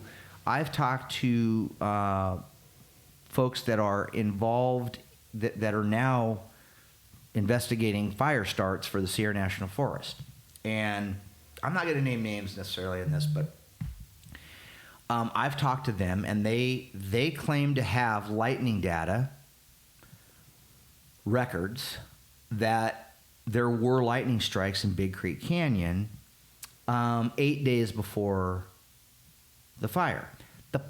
And I knew this when we made the documentary. The problem I've always had with the lightning strike theory, and that might come to a surprise as a surprise to people, that if you watch the film, I'm right down in there with my camera guys. I got Zach, me, David. I've got Ty down there with us, and we're looking at that tree that they did this autopsy on. There's paracord around it. They've tied it off. They've taken a chunk out of it at the, you saw all that stuff. Mm-hmm. And I'm sitting here going, yeah, well, this looks like, it kind of looks like a tree it didn't have the corkscrew damage that I've seen on every other lightning strike tree. Mm-hmm. It didn't have that. But that, to me, I was like, well, maybe it didn't take a direct hit. Maybe the moisture content of the tree was such that it didn't candy cane, get that corkscrew look to it. Whatever. There could be other reasons for that. And, I just accepted that, right? But the one problem I've had, Jeff, with the lightning strike theory is that if that lightning strike would have happened down on that tree in Big Creek Canyon 5 days, 6, 7, 8 days ahead of time, not one person in Camp Sierra or Big Creek can recall there ever being the byproduct of a lightning strike, which is fucking thunder. Yeah, that would have shaken. Oh, it would have been huge. It's 600 yards from the nearest cabin. Yeah, right down the hill. That would have been nearly an instantaneous flash. Boom. And bang that would have brought people out to look. And I'd like to address this because that's one of the things that, with my science background, I called bullshit on right off the get-go, trying to pin lightning on that. For one thing, it was a Doug fir that was broken off in the top prior to the fire. Okay, it was. That I saw that, and I wasn't sure. It was that old that the wind had taken the top out. According to their measurements, it was 94 feet 8 inches tall from the ground to where what was left, where it was broken off at. I'm going to move your microphone just a little closer. There you go. And it, with my experience with milling lumber, that dead snag, it had been dead probably for 20 years. Okay. Very old dead. The pileated woodpeckers had dug pockets into it through the sapwood. It was just standing on the heartwood core, and would have been very flammable, but it would have absolutely not conducted electricity. Interesting. Do you believe that that tree that you and I both stood and looked at and that I filmed in the documentary was the tree that was in the photographs that was the candlestick fire? In the pictures that I have, it definitely is. Okay. I can't be assured that it was in the pictures that came from 1,000 foot above it from AA15. Right, and in Air Attack 15's photograph, to be fair, Lane's photographs are pretty high up, and you don't really see the tree. You just kind of see a smoke plume and vegetation, right? Yeah. So, okay. So here's where we're at. I'm gonna just go ahead. Go ahead, Jeff. I'm sorry. I'm not done with the tree. Oh, my apologies. Go ahead. 95% of trees that are struck by lightning are green. They need the moisture to conduct the electricity. The other 5% are likely wolf trees that are grown in a rock pile on a point that have such a high pitch content that they can still conduct some electricity, or they have one green little band of bark left on them. 95% of trees struck by lightning are green trees. Rarely are trees struck down towards the bottom of canyons. In a massive lightning storm, you might get one out of a whole bunch of them. A single strike in a lightning storm is not going to hit a dry tree 3/4 of the way to the canyon floor. And without a top, it was by no means the best Conductor or point of contact. And this is fascinating. And they dug around the bottom of that tree looking for a fulgurite, which is the exit. Where the lightning goes in the ground, right? It's the exiting of the lightning from the tree into the ground, and it fuses the silica in the soil. Yeah. And at the museum at Shaver Lake, there's actually a fulgurite that came from near Doorbell Road. Yeah. They're beautiful. They are. They're very interesting and they're amazing, but they found none. They contacted a professor whose specialty was lightning. Who's they? U.S. Forest Service in their report stated in there, and they asked him, is there any way to tell if a snag was hit by lightning other than by the physical damage? And the guy said no. Normally you'd see the damage, the physical damage. There's absolutely no way that tree should have been hit by lightning, even if there was a lightning storm there. It wasn't a good candidate for a tree to get hit. It wasn't. No. Great information, really good information. It's anecdotal. And you call yourself a pseudo-journalist because you've worked into journalism from your filmmaking. Yeah. I am a pseudo-investigator, and I've been told that I am not an investigator. You have to be trained, but I have over 2,000 hours into this, and I have a view that I could teach some people some things. You're a smart guy. This. I'm gonna divulge here just a little bit from our unpack of this story, because I want to be open and honest with the audience and our members and whoever's watching this. It's not just Talk of the Hill people are going to see this. And my original impressions of you, Jeff, when we first started talking were that you were kind of a bitter, angry, for rightfully so, mountain guy, old logger dude. I've grown up with a million guys like you. Not a million, but plenty of them. And you're pissed off. You hate the government. You hate the Forest Service. And you got a score to settle. And I thought you were a little crazy. I really did. I honestly did. Back at the very beginning, as I just said during the break, we were in my kitchen getting some water. And I said, this is really interesting to me what you found. And I don't have those impressions of you at all right now. You seem extremely lucid. You're much more scientifically founded than I knew you to be. I didn't understand your educational background. And so I think it's important to point that out from someone who's, like so many people, might have heard your name, maybe have come to see you speak at a community meeting up in the mountains about all this, maybe have read some of the articles that you've posted in the Mountain Press or the papers up there. But I would call you a very credible person now that I'm sitting here with you. I have a good sense of you. And it makes what we're learning here even more interesting to me. I mean, I'm leaning into this right now. And I just, like I said in the kitchen during the break, you almost had to go this long with this journey to get where you are now. Some of your sources are finally getting tired of the nature of things with our forests. Some of the folks in the fire service are sick and tired of watching another forest burn or another 10,000 homes burn, and they're going to talk to you. Now and so that happens in investigations. A lot of times you don't get the best stuff right off the top. You got to wait. It's got to sit like a fine wine before people will come forward. Are you finding that to be the case with your work?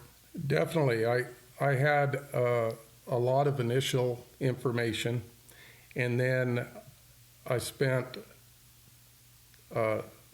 been into the fire point of origin area over a dozen times now, looking sometimes for just one specific thing. And through that period of time, I gathered useful information.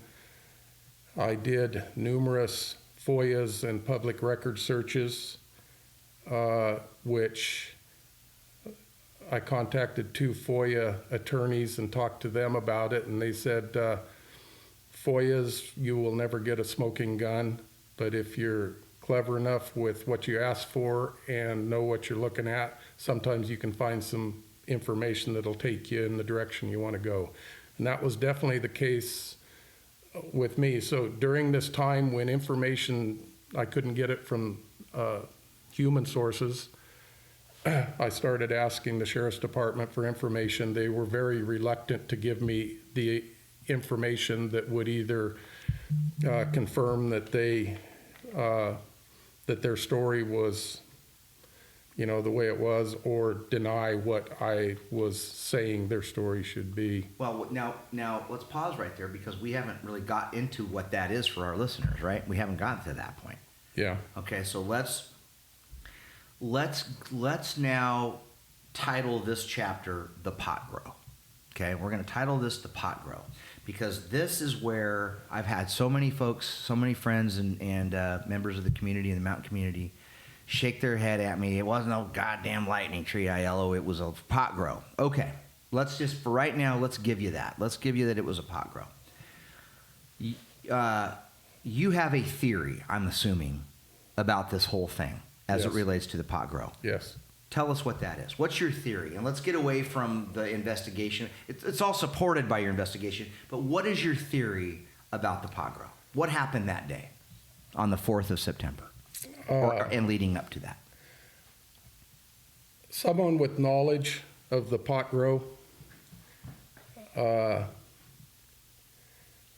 when the fire got started, and what we need to understand is from what myself and those that have helped me have discovered, is that 300 feet, 250 feet below the snag that they said was the ignition point, when we looked We found a lightly trimmed trail that led us right to a flat that was about the size of a pickup bed, maybe a little bit bigger. And on this flat was a fire ring with a Coors Light beer can sitting within 18 inches of it. An old ceramic plate leaned up against the fire ring. And in the ash, as we were just standing there and moving around, we kicked up two spent pistol casings.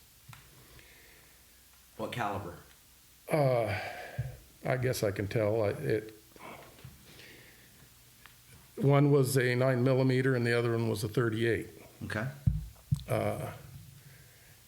And what are you thinking when you see those things? Shows somebody was there. Yeah. And spending some time there. But I mean, I went down there.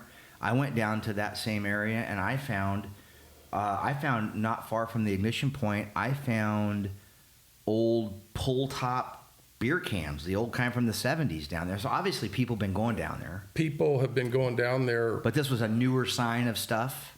Well, we left that because there was an accident reconstruction expert who got involved in this when the point of origin changed from near where we know the point of origin was to the hillside about 3/8 of a mile away.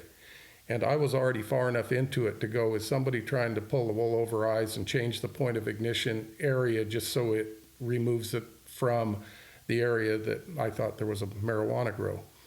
And this guy came on saying, let me do an analysis on these photos, and I can tell you where that smoke is emanating from. Because in the first photos, there is a little ridge that separates where the flame would be from your eyesight.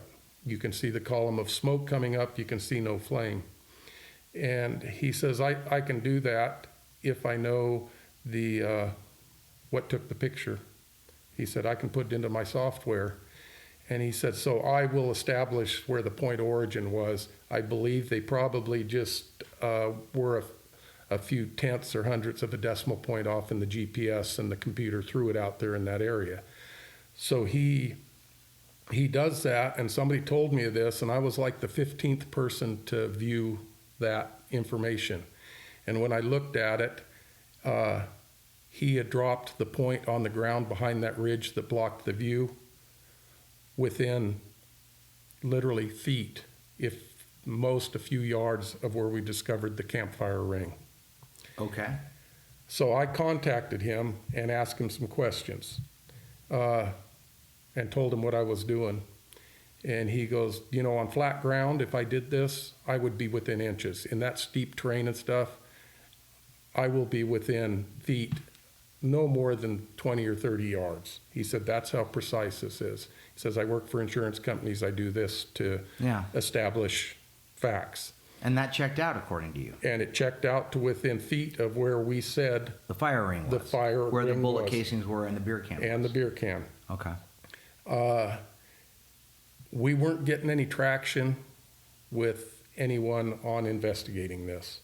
So you mean law enforcement? Law enforcement. So we decided, and at that point we realized there's a cover-up going on. Where are we? What's our date window here? This is, I believe it was possibly that May trip of 2021 when Ty Gillette picked up the beer can and put it in a bag. Yeah. And that's when we kicked up 2 casings. Yeah. We bagged them up. We left the plate there. Mm-hmm. And it was after that. You think that plate's still there? No, we ultimately went back and grabbed it too when I realized nobody wanted to do anything. Where's the plate right now? It's in the hands of one of the guys that's helping me. Okay. The other stuff, initially there was an attorney involved and a private detective involved doing some pro bono work. Yeah. And that is where some of the other stuff is held. Okay.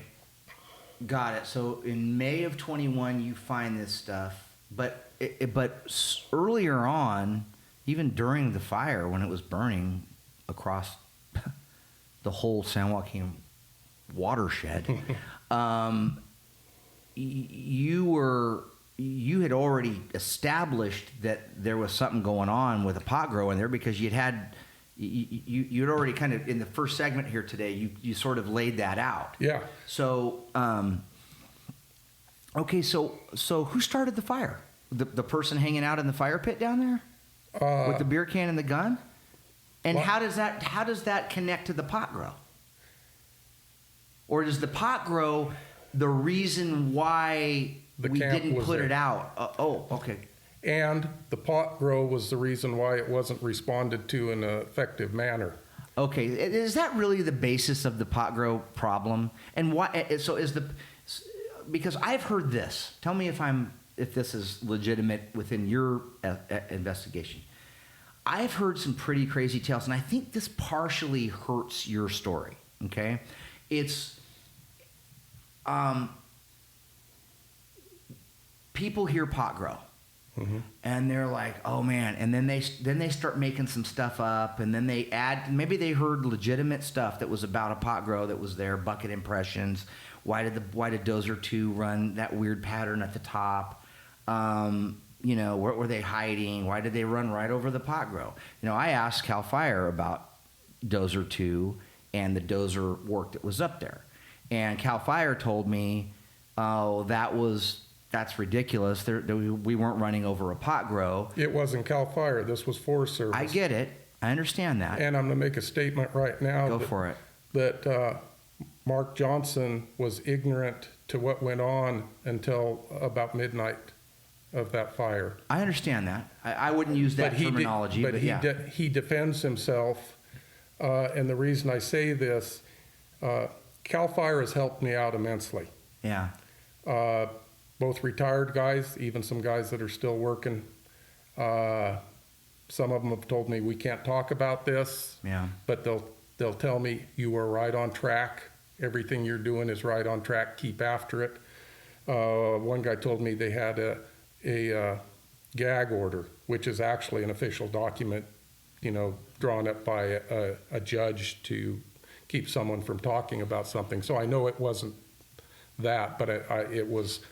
I get it, but they were told not to talk. I get it. I get it. CAL FIRE has helped me quite a bit, and they had the 5-year anniversary, and I thought I would ask if I could bring all my information down that was contrary to. Are you talking about the thing at Shaver Lake? Were you up there that day? I didn't run into you that day. I was there that day. I didn't look for you hard enough. I knew that I probably wouldn't be welcome. By who? Forest Service, CAL FIRE, Sheriff's Department. They have all defined me as a conspiracy theorist, and that I have no credibility. Well, so far today, I haven't heard anything. Now, I used to be in that camp, by the way. When you and I know that. Yeah, I mean, you and I used to talk on the phone, and have I not always shot you straight? You have. I've always said, Jeff, this isn't tracking for me, bro. I just don't, I'm going to listen to you. I'm going to see where this goes. But, time is a wonderful thing, and people can evolve positions. Now, I'm not saying I'm 100% on track with you yet, but I am paying attention a lot. I wouldn't say more than before, because I was paying attention before, but the amount of work you've done on this, and the amount of people, albeit I don't have them in front of me, I don't have names and numbers, I can't verify anything so far that you've said. Let's be fair, right? Mm-hmm. I'm taking you at your word right now. But you seem like a very trustworthy, truth-telling person as you sit before me right now. And I will challenge anyone to prove me wrong. No, I get it. I mean, you seem like a very squared away, lucid person, and I don't want to say I'm believing what you're saying. I don't want to mislead folks that are listening to this. I'm still open-minded to this whole thing, and I still haven't wrapped my brain around why the pot grow. So Cooper Fouch, when I interviewed him in 21, after he had conducted his investigation and came with the finding of lightning probable, I flat out asked him if was there a pot grow down there, and he said flat out there was not. You told me earlier today he said there was a pot grow in the vicinity. So what is it? Okay. After we gathered up that evidence, I called Cooper and I said, I feel you're obligated to look at other evidence contrary to what you've arrived at as the cause of the fire. He said, I am. I told him how to go to where we found 2 bucket impressions. He went there and he took a picture. He found one. He cleaned it out, took a picture of it. He sent me a text saying, I went where you told me to. This is what I found. No shit. That happened. Yes. Wow. I got the picture right here. But then this is obviously after I interviewed him. Yes. Because I don't think Cooper would just bold-faced lie to me. No. And we were having good conversations at that point in time, but he said, I have already been to Big Creek and talked to locals. I have names of 2 possibles as growers. He said, I have to agree with you. It appears that the dozer intentionally tried to disturb this area, likely to hide what I found. Wow. He said, why? Why would that why would the dozer hide a pot grow? This is a Forest Service dozer. This is a conspiracy, not on my part, but on their part. Who's they? Sheriff's Department and the Forest Service. I mean, now we're getting into the nitty-gritty here. We are. So, and he also said, I will be talking to the dozer operator in a couple of days. He's working remotely out of Three Rivers. This is how... When was that said to you? 21? Or no? This was, I believe, at the end of 21 and right at the start of 22. Okay. Definitely after I talked to Cooper. And I said, and I told him, there was a pot grow down there. And initially he said, there couldn't have been a pot grow down there. I don't know if you know this, but my other job is I'm the weed guy for the Forest Service. Yeah. He said, I flew over this area multiple times in the spring and summer. I didn't see a pot grow. When I was talking to him about that, we had not discovered that we were probably only looking at 6 bucketed plants. Yeah, you're not going to see that from a helicopter. You're not going to see that. Yeah. So these were the conversations we were having. So I talked to him again after he sent me that. And just pause button right there, just so the audience knows. We're talking right now about Cooper Fouch, who is or was on the Creek Fire. He was the lead investigator for the Forest Service on the Creek Fire. Continue. And I want to say this, when I saw your documentary, I thought Cooper was fully truthful in there, that I did too. He was ignorant if there was something. Yeah. He was ignorant to it. So I talked to him after he had sent me that, and he had said in a couple of days I'll be talking to the operator. And we talked, and he wanted to pick up the evidence that we had grabbed, the beer can, the bullet casings, and the bullet casings. And he said, now explain to me where you picked those up. And I told him, do you know where the big green ponderosa pine was falling down the hill towards the creek? He said, yeah. I said, if you go down their Pioneer line, the easiest way to get down there upstream, walk downstream, there's a path of least resistance, not even hard. There was actually a trail cut there. And come across the top of that pine tree and angle up the hill and look for a flat spot. Right there you'll find the campfire ring. There'll still be a plate there. And he said, we didn't even go down that far. Mm-mm. And he said, I'll be going there. If I have any problems, I'll give you a holler and you can lead me to it. But with that information, I said, if you're to the top of that pine tree, you're within 30, 40 yards of it, you'll find it. That was the last I heard from him. What? Okay, so the last you heard from Cooper Fouch, and he was working with you at that point. He was sending me photos of the evidence he had found. 100% working with you. And this is after he had officially closed the investigation on the Creek Fire. Yeah, that was like July 15th or 17th of 21. 21, yes. And I interviewed Cooper for the documentary in right after that. It was late July, early August, because we released the film, I want to say on the end of September of 21 is when we premiered the film up at China Lake, China Peak. So, so at the later that year, he's working with you. Mm-hmm. He told me that he had an obligation to review any new evidence. Yeah, he does. Yeah, he does. It's a That's constitutional requirement. 100%. And so, but once he goes down there and sees all of this stuff, then he goes radio silent. No, I believe what he did was spoke with the dozer operator. Jeff. Mm-hmm. And I believe the dozer operator told him, I was told to go down there and make sure that nobody could pick out where those marijuana buckets were pulled out of the ground. Okay, so now here's where I always detach. This is where I get lost on your theory and others that share this theory with you. Why would the United States Forest Service give two shits about 6 pot plants? Because the sheriff's department asked them to do it. The sheriff's department asked the Forest Service to do this. To do what? Cover up. See, at this point, the Forest Service already had been told by Engine 42 that there was evidence of a marijuana grow down there. From that night, the 4th?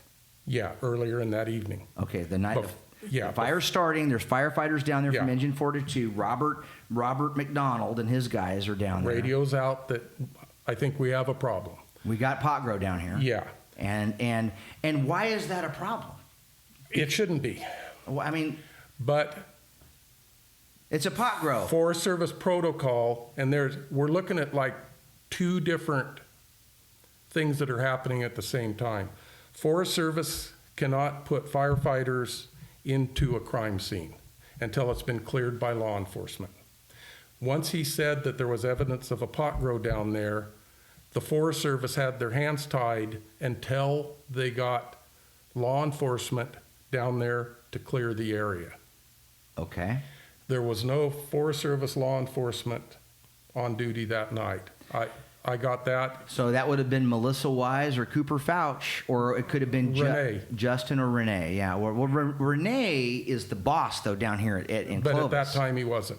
Oh, okay. And he was, I got the pocket records and also daily logs. What are pocket records? The little book that the cops carry in their pocket, and they write anything pertinent in, and then a lot of that gets transferred into their daily logs. Okay.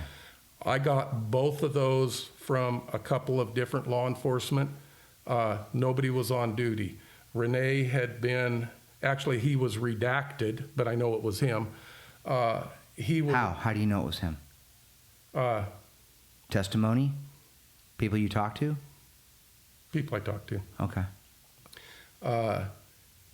He had been on a helicopter rescue with the CHP that day, and he was already off duty and down the hill.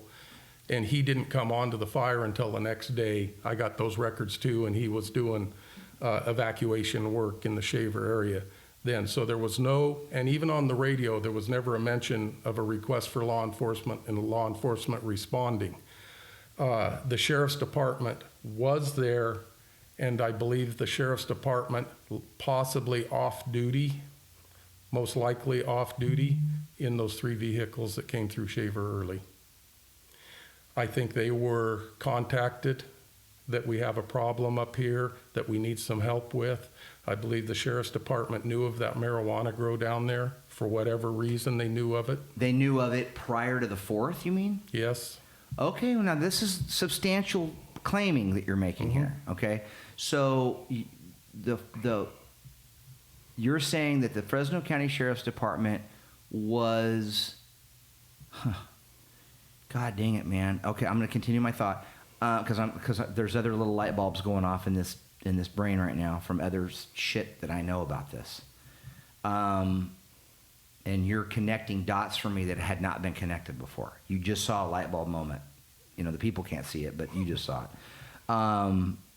Okay, so your claim is that the the sheriff's department possibly or knew that there was a pot grow down there prior to the fire being reported on the 4th? Yes. Okay. And well, if that's the case, let's game that out a little bit. Let's run with that. So would the sheriff's department, have you looked at what they normally do when they identify an illegal pot grow? Like, what's their protocols? They go down there, they fence it off, they take it out, they get rid of it, they bag and tag the evidence, and they move on. They destroy the pot grow, they tear out all the irrigation and all the bullshit, and they pull it out of there. Why didn't they do that on this case? They did. They did? So prior to the 4th? No. Oh. During the fire. Okay. Why?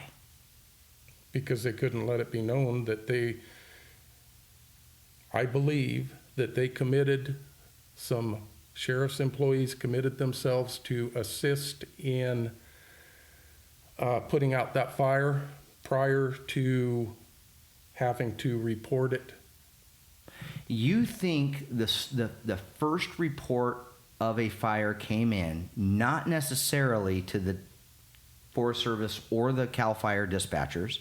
It somehow went right to the sheriff's department. It went to a sheriff's department employee that was likely off duty. It did not go through the channels. It did not go through the channels. So somebody tipped off the Forest Service that there was a fire down where this pot grow is. Didn't tip off the Forest Service. I'm sorry, the Fresno County Sheriff's Department. And that is why the 3 Tahoes are screaming through Shaver Lake.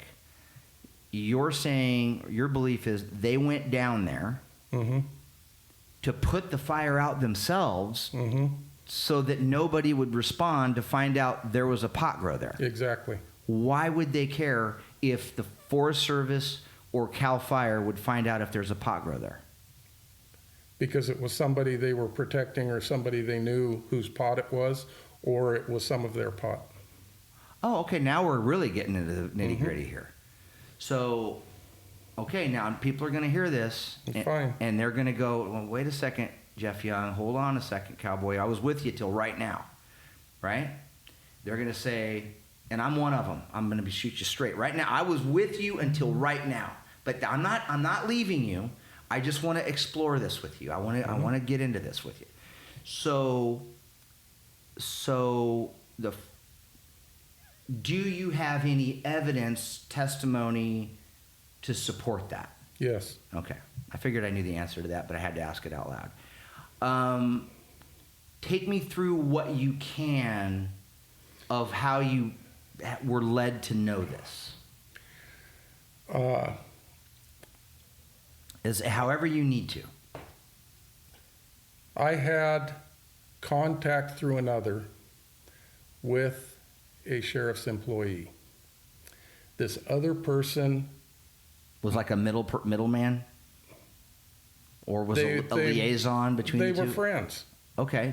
And they came in contact regularly at the choice of the sheriff's employee. Stop in, say hi. Oh, so this person you're referring to owns an establishment somewhere in the mountains? Yes. Okay. And this person would say, what can you tell me about the fire? The guy would say, can't talk about the fire. That was it. Next time he'd come in, the guy would ask the same thing. Hey, what can you tell me about the fire? Come on, you can talk to me about it. I said, well, we were told we cannot talk about the fire. After the 3rd or 4th time, he asked him, and the guy goes, well, I was told not to talk about the fire, but nobody told me I couldn't shake my head yes or no. Wow. If I was asked a question. Okay, well, that's... So he was asked a question. He shook his head no. Next question was there a marijuana grow down there and were the sheriffs involved? He shook his head yes. And then he said, we had people down there. So that's one avenue. What does that mean, we have people down there? What do you take it to mean? He's a sheriff, and he said he was asked if the sheriff was involved, and his response was, we had people down there. in answering the question. And those were the only words he said. And then I had a person who wanted to get in contact with me 3 years ago. I got his name. He said he had information for me, and I attempted to get in contact with him. None of his friends, nobody. He would not talk to anybody. After the Southern Cal fires, he contacted me. The Southern Cal fires from earlier this year. Yes. And he said, I've been following everything you've been writing. He said, you're right on with everything. I want to share the information that I wanted to share way back when with you. And what did he share?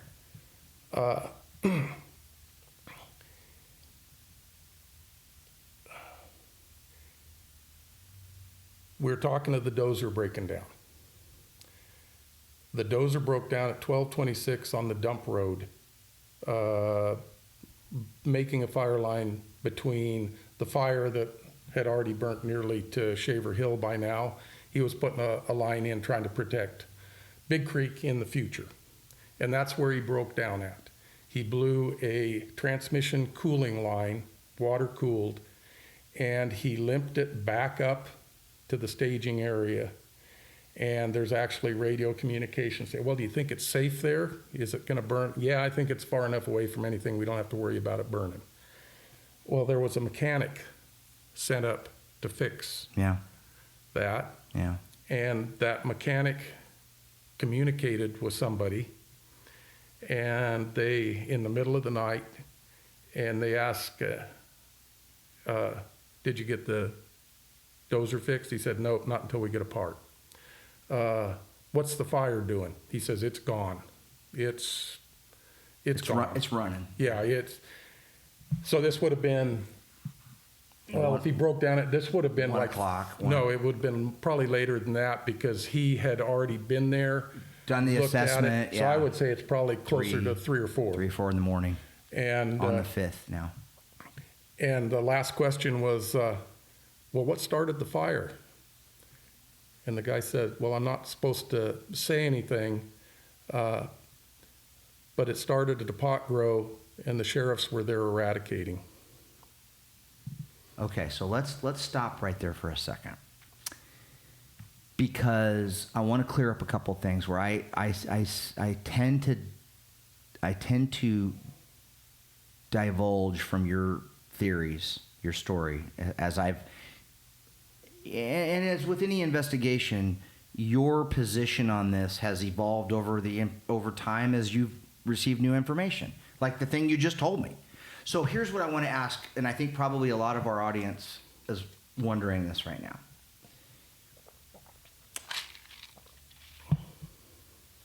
Did the sheriff's department start the fire accidentally in trying to clean up this pot grow? No.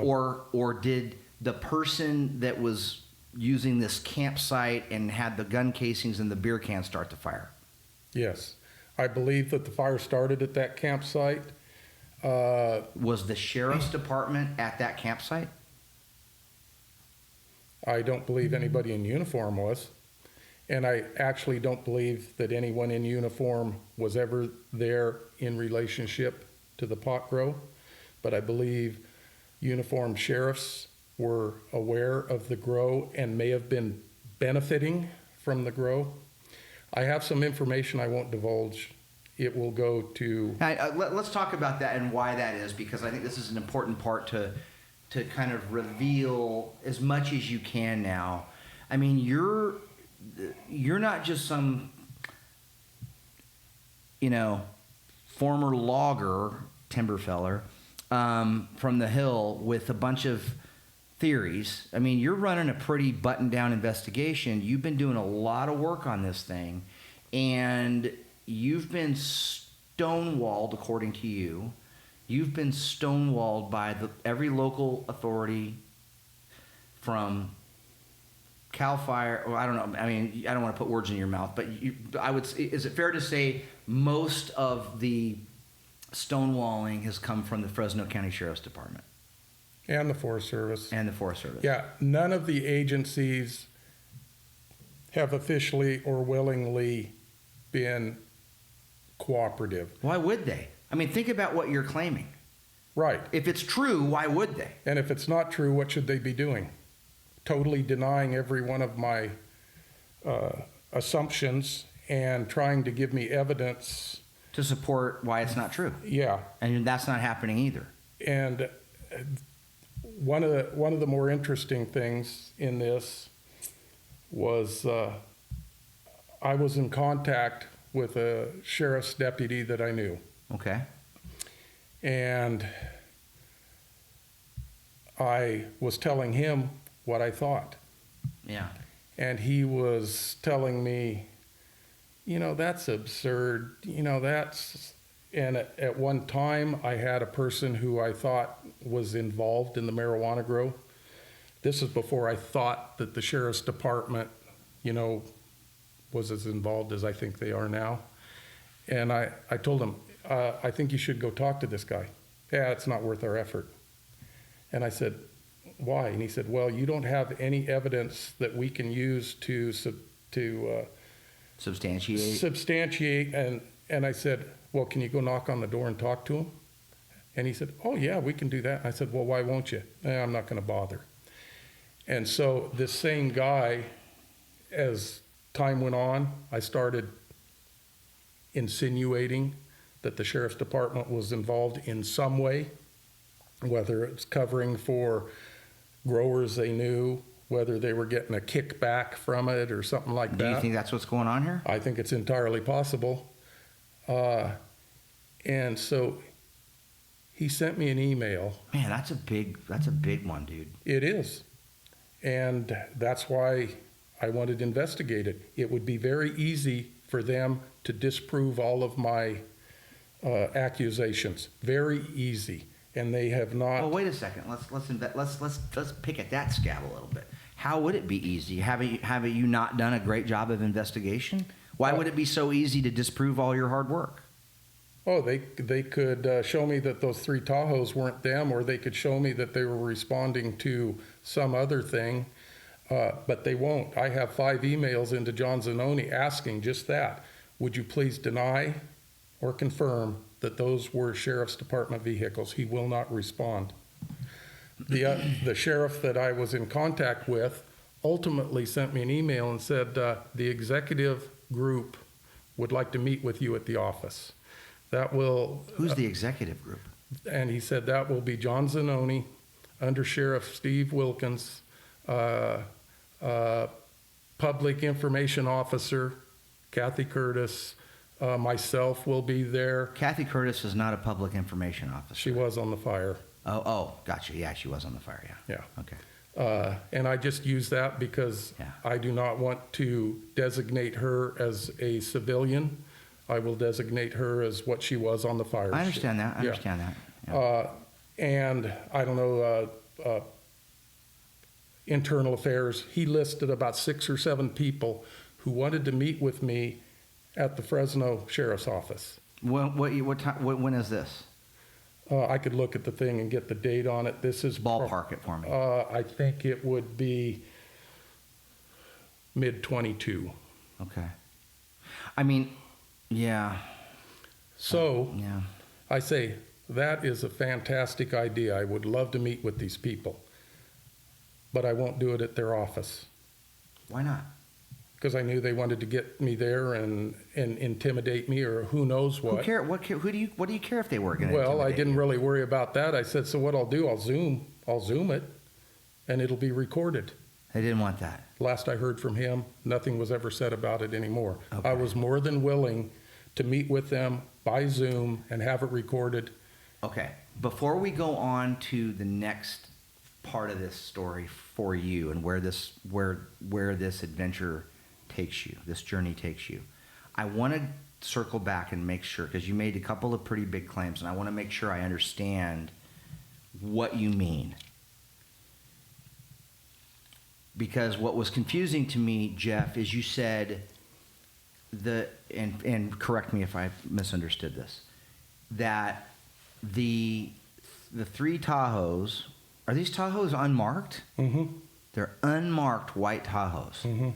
Have you looked to see if the Fresno County Sheriff's Department owns or operates any unmarked white Tahoes? I've never seen At them. that time, they did. They did. They no longer do. Okay.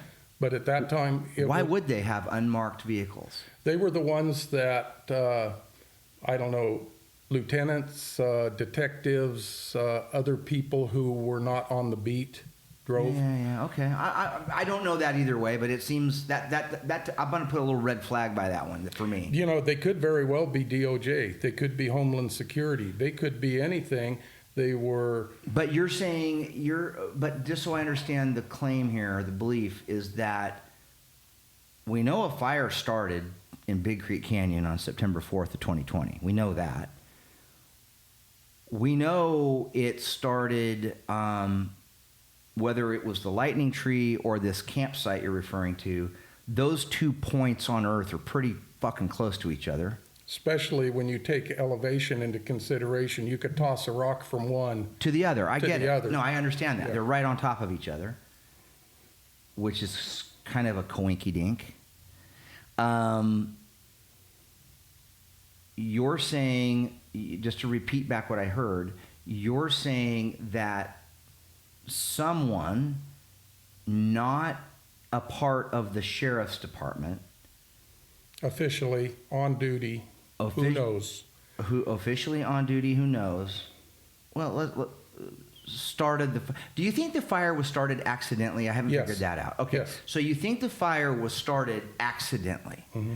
So, do you have a theory, without getting into too many details, because we're trying to protect some things that we need to protect for legal reasons, Mm-hmm. which we can't even really divulge on the fucking podcast right now, because we're honoring some legal things, and we'll one day be able to explain that to you guys. But to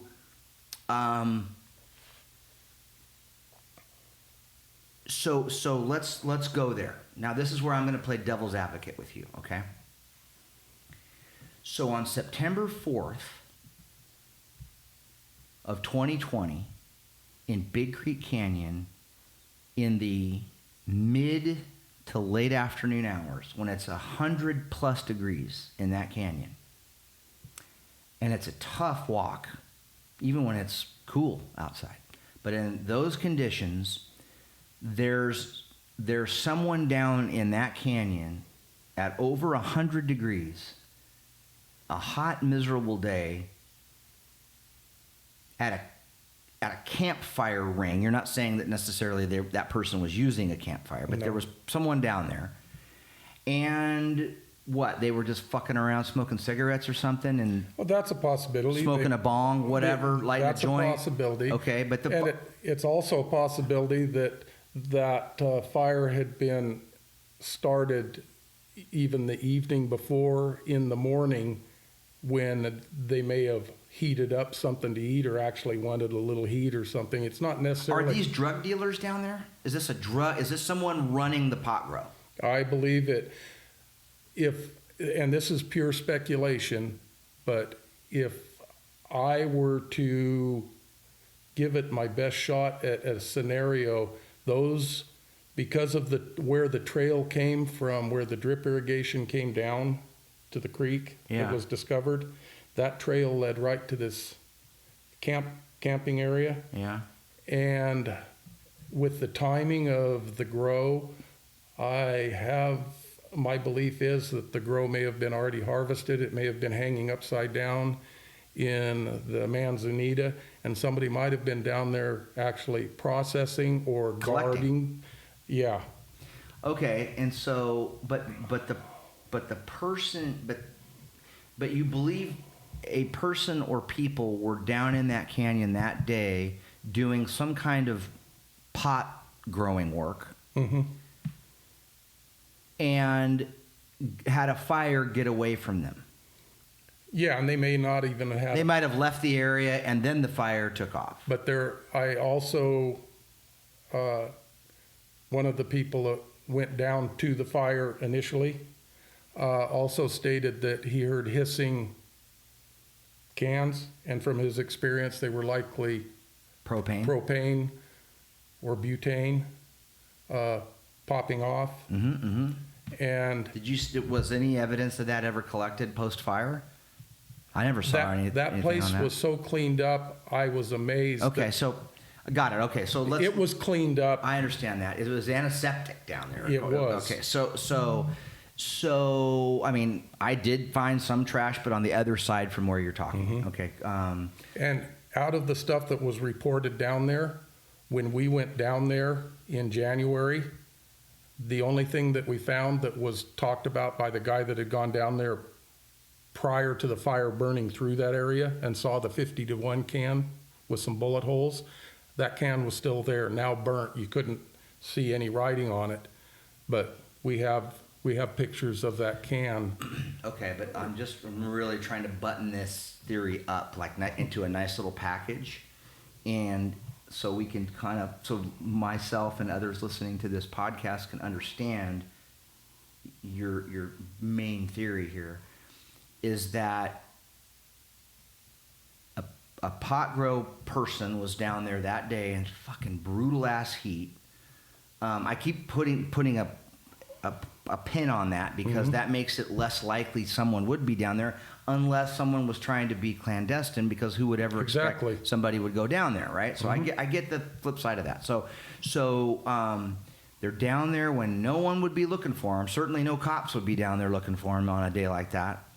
I can give you that. That holds up to me. And they either inadvertently or you don't think the fire was started intentionally by that pot grow person, because they had pot down there. Yeah. And why would they want to burn all their pot? And that's why I felt it was so important to get some help to try to save the pot and save face. You know, you don't want to be associated to a forest fire. Right. No, you don't. But so at some point, through not the typical 911, I need to report a fire channels, you're saying the Fresno County Sheriff's Department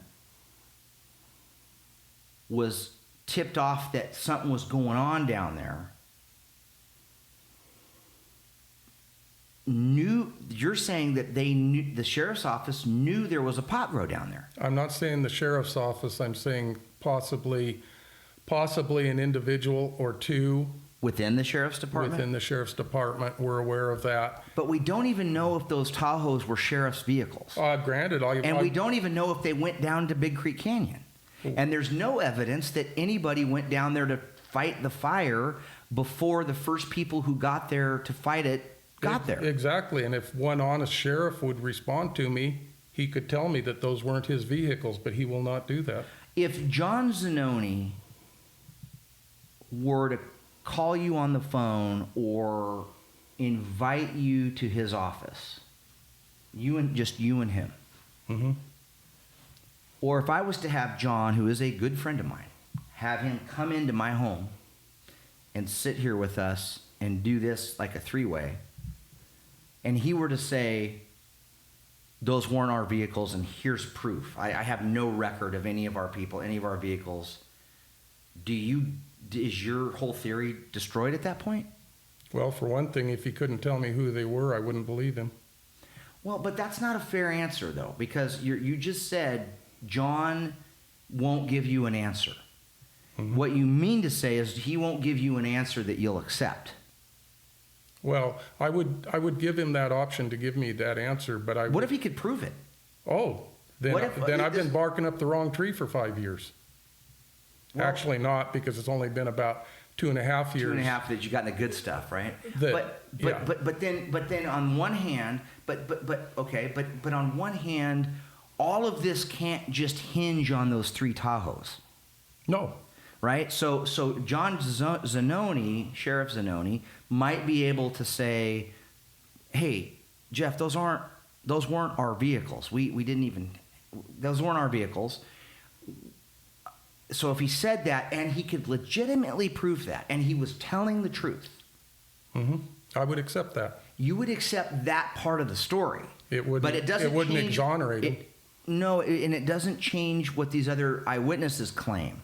right? Because at the end of the day, here's the point, the bigger point I'm trying to get to. It's fucking hard with this story. is that whether the Fresno County Sheriff's Office is involved at whatever level with however many 1-2 deputies or whoever the fuck it is, whether they knew about this fire or not doesn't change the fact that there, according to you, there was some, and I will say your claims support some kind of cover-up. Yes. And none of this lines up with the U.S. Forest Service official findings of what started the Creek Fire. I could easily prove in court that part of their official report is fraudulent. The Forest Service? Yes, not just by mistake, but intentionally. Negligent, changed due to hiding facts. What parts? Because you told me Cooper Fouch was like truthful and you believed him, and he, in my interview, which was taken just after the report was filed, you just told me a little while ago he was very trustworthy and you believed him, and then he worked with you up to a certain point. So his findings were published and put away before that. So what did he do wrong before that now? What he told me in our talk was when we went down there to start our investigation, which was about the 8th or the 9th. Of what month? September. Okay. Oh, shit. You guys went down there that? No, Cooper Fouch. Oh, Cooper did. Yeah, I remember that. And there was like an attempt to go down, and they said it was too hot. Too hot is what he told me. Yeah. And then they went down and started the investigation. Yeah.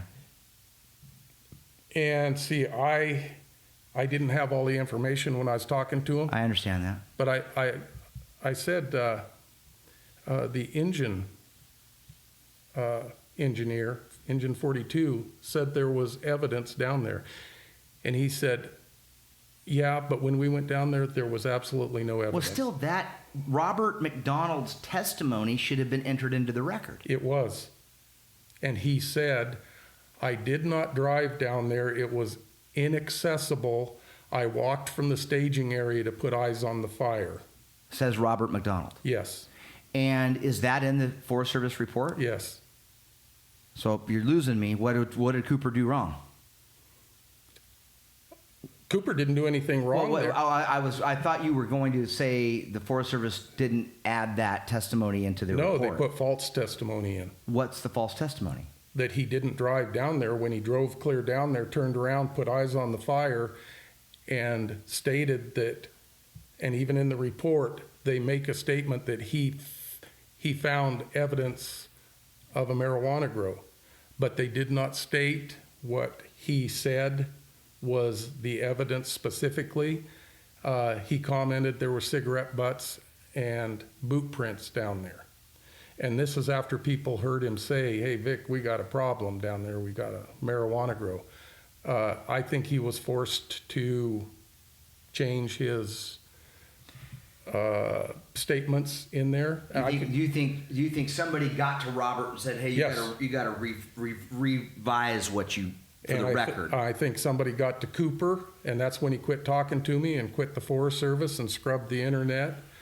I think somebody got to John Zanoni, because at one time, at the same time I was dealing with Cooper Fouch, yeah, I called John Zanoni and I told him this is what we have as evidence. Yeah.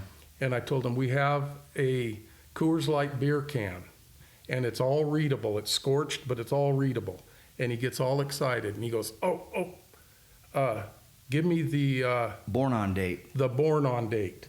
And we had already done that. I knew what he was going to come up with, but I just let him do it. That's what I would have looked at, yeah. And it took him about 30 seconds, and he says, I got it. Boy, this is big. Because they could pin that directly to the store in which it was sold and when it was sold. Yeah. Which we owned the liquor store up there. Very well could have come from the liquor store that we had just sold the year before. Huh. But, so anyway, he goes, this is big. That born on date puts it No, that use-by date on those, it was a use-by date on that one. And he goes, that means that can was put on the retail shelf midway through August. And he goes, that's right before the fire. He said, this is big. I want that. We'll make arrangements to get that. I'm going to start a new investigation tomorrow. Sheriff John Zanoni told you that? Told me that. Over the phone or in an email? That was over the phone. Okay. And that's when I realized, after dealing with him and Cooper both over the phone, that after this, it's all email and it's all documented. So right now I have documented probably 75 emails to John Zanoni, and I've received like 3 back. But he did not talk to me for 4 months in any way after he told me he was going to open an investigation the next day. I think he went to the water cooler and said, boy, we got to jump on this creek fire. We got some good evidence. And somebody said, we don't go there. And he bailed. And I confronted him on it in emails, and he would not respond. The next email I got from him says, Jeff, we need to move on from this. It was a disaster. Nothing can be done. It's history. Let's rebuild. And the same thing that Kim Serini sent me, almost word for word, and the same thing Dean Gould sent me. They wouldn't answer a question, but they tell me to get on with my life. And then I find it ironic that 5 years later, these same people want to celebrate the creek fire and the first responders, when they're telling me we got to quit opening, they tell me, quit opening those wounds, let that heal. That's not a bad point. Yeah. Let me ask a couple questions. Why, if John Zanoni, Sheriff John Zanoni, if he is all excited about the beer can and the evidence that may lead to a person that might have been down in that canyon. Might not have been, but it's a. And if you believe Cooper Fouch, whoever was down there, according to you, that day didn't have a cell phone with them because there was no cell phone pinging. What say you to that? I talked to Cooper about that too, and I asked him, so you didn't come up with any pings down in that area? He told me no. He told me we didn't come up without any pings that we didn't believe shouldn't have been there. Well, that's very fucking different than what he told me, which there were no cell phones in that canyon at that time on that day. No, he told me that all of the pings that they established were from people who should have been there. Which that could mean from people that live at Camp Sierra. Okay, so. But that tells me, if I were an investigator doing this, unbiasedly, I would want to check those pings, since he established that there might have been some. Something else that really pissed him off was I asked him if he investigated all of the kids in there. The children that live in the Camp Sierra area. Which there were none who necessarily lived there. Yeah. And he said, oh yeah, and I'd already read this in the report, so I was just setting him up. And he goes, yeah, there were 4 rentals. We went in and checked with them. 3 of them were occupied, 2 of them had kids, and it was obvious those kids would not get any further than 10 foot from the door. We eliminated that. And I said, well, there were other children down there. And he looks at me and says there was. And I said, yeah, look at Jeff Aiello's documentary and you'll see them. And I'm going to leave it at that. Yeah, I know where you're going with this, and we got to leave this one alone. And I know people listening to this are going to go, wait, what the fuck is that about? And they can go look at your documentary. But I mean, we're being coy here a little bit. I mean, you've made some accusations. I'm going to say it because this is the fucking truth. You've made some accusations. You're doing it right now without being specific, because you can't be specific because you're under a court order not be specific, right? In that aspect, I'm under a court order, and in another aspect, I am concerned for my life, and that's some stuff I'm withholding. I understand that, but I don't want to rip off our listeners. I want them to understand this. So you've made some accusations of some folks that said, no way, dude, and they put a court order, and that court order is what's preventing us from talking about the details of your accusations. But, it's such a slippery effing slope, this thing. Why doesn't Sheriff Zanoni, he's all excited about the beer can. And then he shuts down.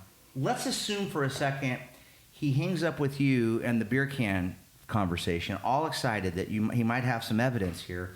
And then he goes within his ranks and he goes and starts talking to people, and they go, oh, yeah, we can't do that because it's deputy or whatever rank you want to fill in. So-and-so is sort of tied to that. And the whole reason why the whole firefight on September 4th was sort of botched was because we were trying to cover our tracks down there. Why doesn't he, as a new sheriff, go, fuck that, I'm not going to burn on this. I'm not going to let this ruin my career of X amount of years as coming up through the ranks with the sheriff's department in Fresno County. Who is it? And we're going to shine a light on it and get rid of that person. We're going to call it, why not? It seems like there's a lot, and this is the problem with a lot of conspiracy theories, right? And then I'm not saying yours is a conspiracy theory, but in a way I am. So it's like the moon landing, right? We didn't really land on the moon. No way could we land on the moon in the 1960s. Okay, so to believe that, then you have to accept that tens of thousands of people who work for the United States government kept it a secret. Not only kept it a secret, but flawlessly performed each of their tasks to uphold this conspiracy, which we know is way harder to believe than actually flying some guys to the fucking moon. Yeah. Okay, so now we're back here, and I just, in as simple words as you can, and with an economy of words, Jeff,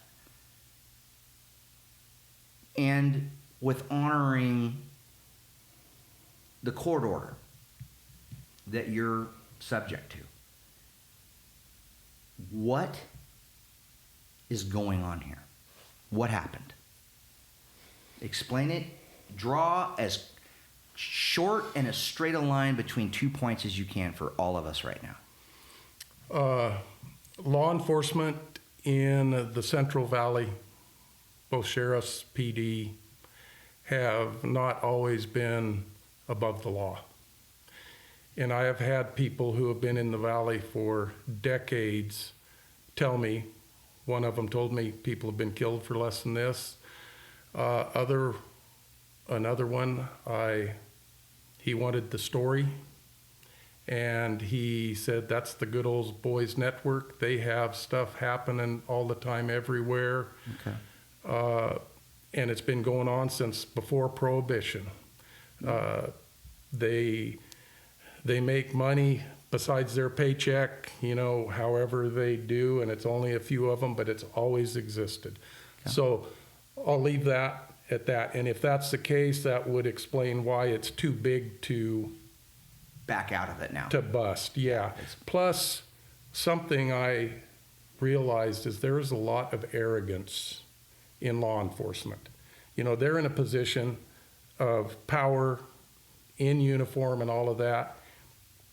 And I think they think that that's going to take them a lot further, and it probably does with a lot of people. And all it did was egg me on to find the truth when I knew some of what they were telling me was not the truth, but they told it to me arrogantly. So I should believe it, and I should just go about my business. All right. So what I'm going to try to do then, as we begin to drop the flaps in the landing gear on this flight into the Twilight Zone, because that's where this thing is. That's not disparaging to you. I mean, it's just like this whole thing has been like. I mean, it's just crazy to me that and it's of credibility to you, Jeff, that a lot of people up in the mountains support you and the work you've done and believe you're on to something. A lot of people believe you, not because they know you or they've known you to be a good person or you're part of that community, but a lot of the folks that I've spoken to have claimed a lot of the same things or have heard some of the same stories, and not all from you, right? Yeah. Okay. So I want people to understand that you're not just some lone wolf coming up with this crazy ass story, that the Fresno County Sheriff's Department Was somehow involved in a marijuana grove. Somehow involved in a marijuana grove in Big Creek Canyon, and that a fire started at said marijuana grove, and that Not at the marijuana grove. below. Dean Gould, in one of the statements, said the fire did not start at a marijuana grove. And parsing words, he was correct. It started below the marijuana grove, possibly at an encampment related to the marijuana grove. Copy that. Understood. And that knowledge of this fire starting led to the Fresno County Sheriff's Department racing into Big Creek Canyon to try to get the fire out before it became a problem that would reveal Their association. their association with the Yes. pot grow. That's basically it in a That nutshell. is it. Okay. And that's what Jeff Young, folks, is basically been trying to say. And we were very methodical about how we laid this out and broke it down. And there's still more to talk about. I have a feeling this won't be the last one of these we do. It'd be interesting to see. It would be interesting to see after this airs what comes out of it. You know, I know my phone's going to ring. I know I'm going to get some calls from the sheriff's office and some other folks that I know, and I hope I do, and I'll reach out to them. I'll reach out to some of these folks. But the basic that's it in a nutshell.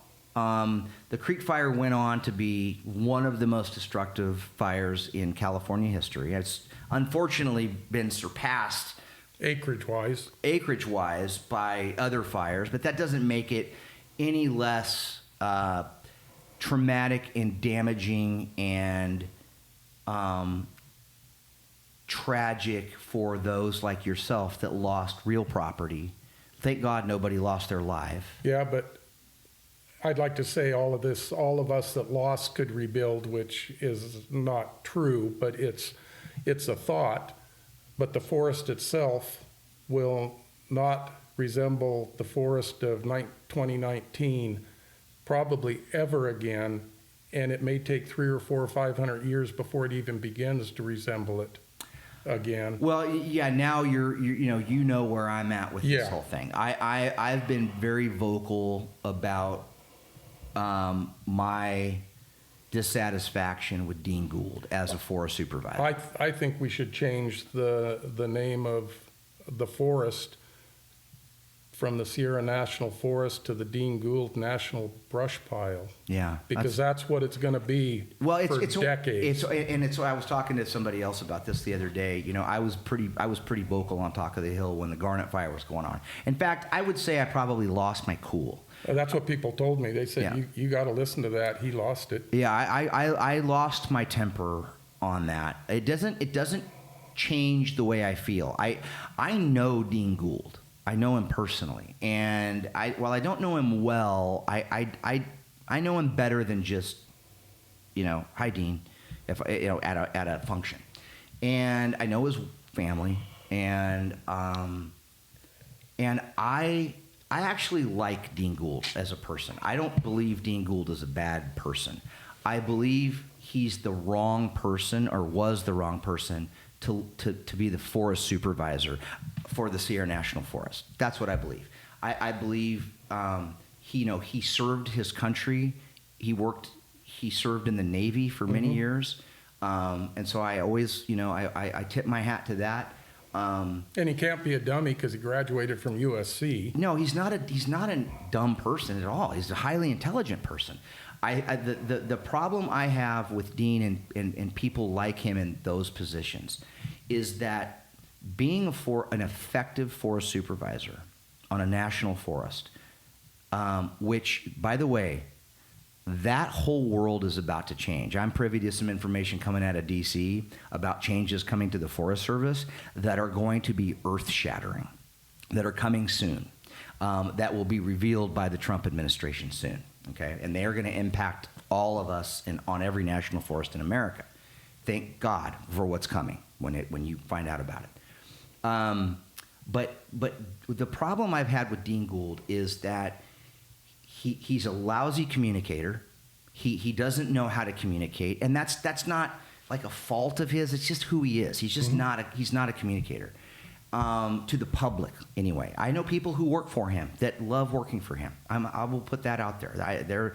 I caught lots of bullets from friends in the Forest Service who are like, dude, you're picking on our boss, and we like the guy. And that's fair. I get that. But our forest of 1.7 million acres or whatever it is, the Sierra National Forest, it's almost all gone. There's only like 300,000 acres of unburned Sierra National Forest.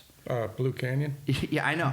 Blue Canyon and the whole Bass Lake District. Yeah. Right? North of where the Creek Fire burned on Grizzly Road. Yeah. Okay? So where my cabin is, for instance, that's all unburned. And so that part sucks. And I don't want to turn this into a beat up Dean Gould session, but we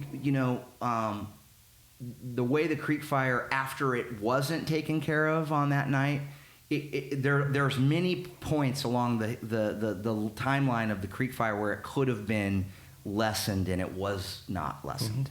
The Garnet Fire is another just infuriating tragedy, and even the environmentalists are pissed at Dean, for that one, for what happened to the Tea Kettle experimental site. And whatever we do for forest management, forest supervisors going forward, we have to stick up. We have to fight back against the environmental left and their lawyers and organizations that have caused the forest to kind of be where it is. They are the sickness, and Dean Gould could have been the cure, but he wasn't. We need forest supervisors who fight back harder against this insanity from quote-unquote environmentalists. No group or movement has been more destructive to the environment than so-called environmentalists. It's just, we're sick of it. And this is what, I was going down this road that day, and that's what led to me losing my cool, and I sense it coming again, so I'm going to take a Valium and maybe a shot of whiskey, and I'm going to calm down now. What say you to that? I agree wholeheartedly. I have come upon information that I would never believe I would ever hear doesn't pertain to the fire at all. I had someone come forward and tell me that Dean Gould had to take college classes to pad his resume to have a chance at that. Yeah. And the other thing is, I received a picture. I don't know the provenance on it. No timestamp. Yeah. It was taken from the siphon tubes, the vent tubes for the penstocks above Big Creek, behind Camp Keola. It was taken very late in the evening, almost dark. And looking at it, I could see lights in it.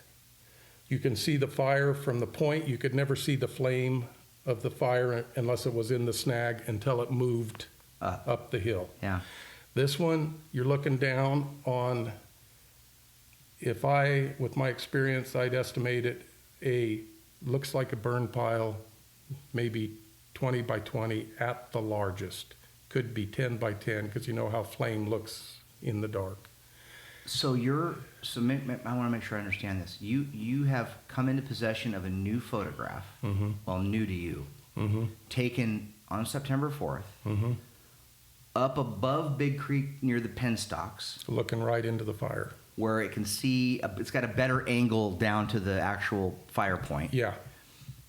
And you're saying it looks like a 20 by 20 burn pile. It's the only flame. It's still light enough. You can see the smoke coming off of it.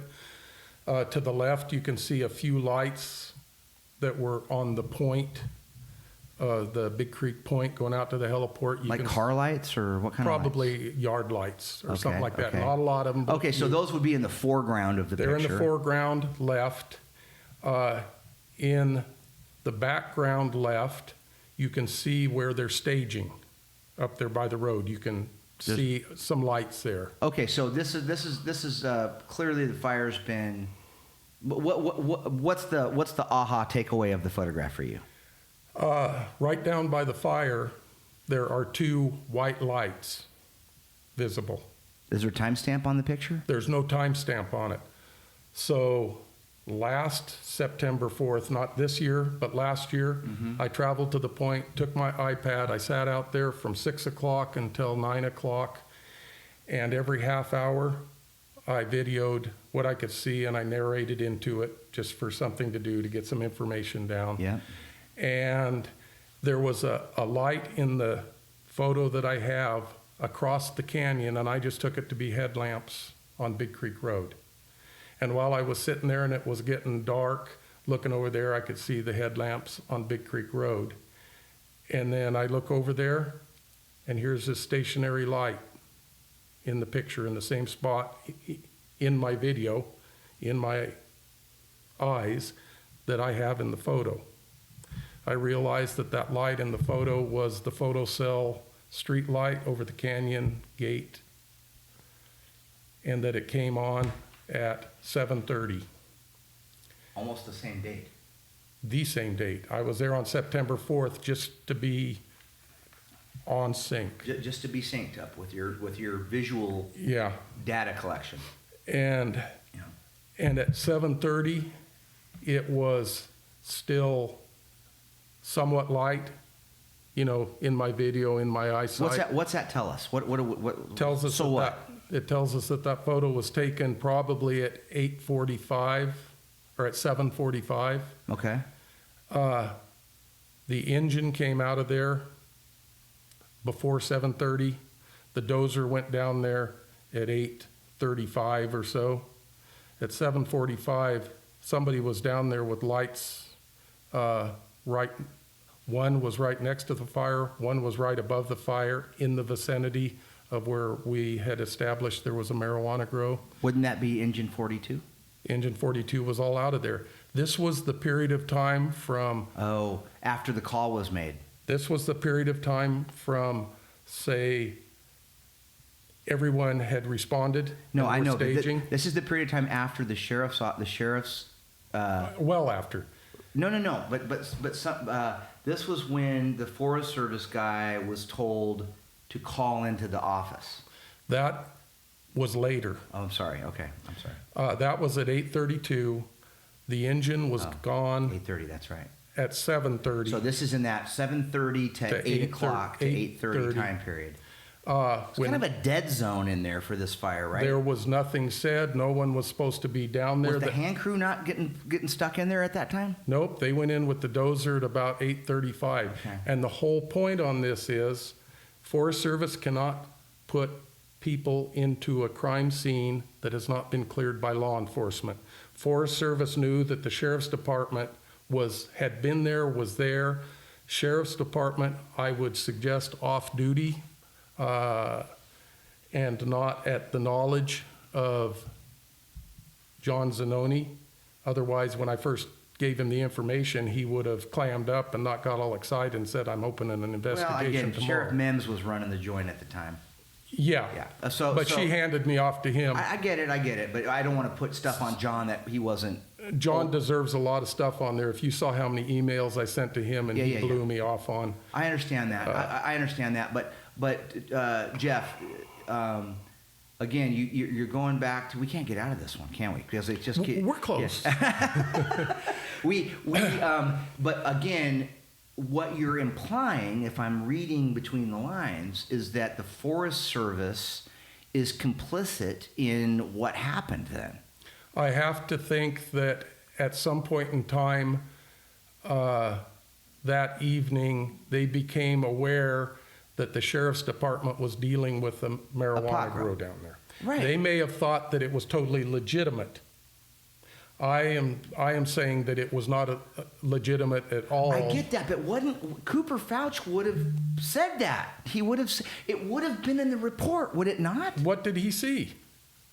He saw nothing. It had been cleaned up. It's not about what he saw, because Cooper Fouch on that night wasn't even in the area. He was. I'm talking about in his investigation. He would have seen. He would have interviewed people, and you're going. This goes back to the cover-up mentality that no one's telling Cooper Fouch what was going on down there. But at the Forest Service, man, if they were holding back because that was a crime scene that had to be cleared by the sheriff's office, it seems to me there's no reason not to just tell people that's what we're doing. That's what happened. Except the sheriff's department said we're not talking about. We're not talking about this. And the sheriff's department, then again, devil's advocate here. Then I have to assume, you're asking me to assume that the sheriff's office has some sort of supreme power over other agencies like the federal fucking government, and can tell the federal government. Do you think Dean Gould, as worried about his ass all the time to a point where he doesn't fight back against environmentalists that are ruining our goddamn forests? You think Dean Gould would go, okay, Sheriff Mims or whoever from the sheriff's office, I'll go along with your cover-up. You think Dean Gould would go along with a cover-up? I don't think that. I think he would. Come on.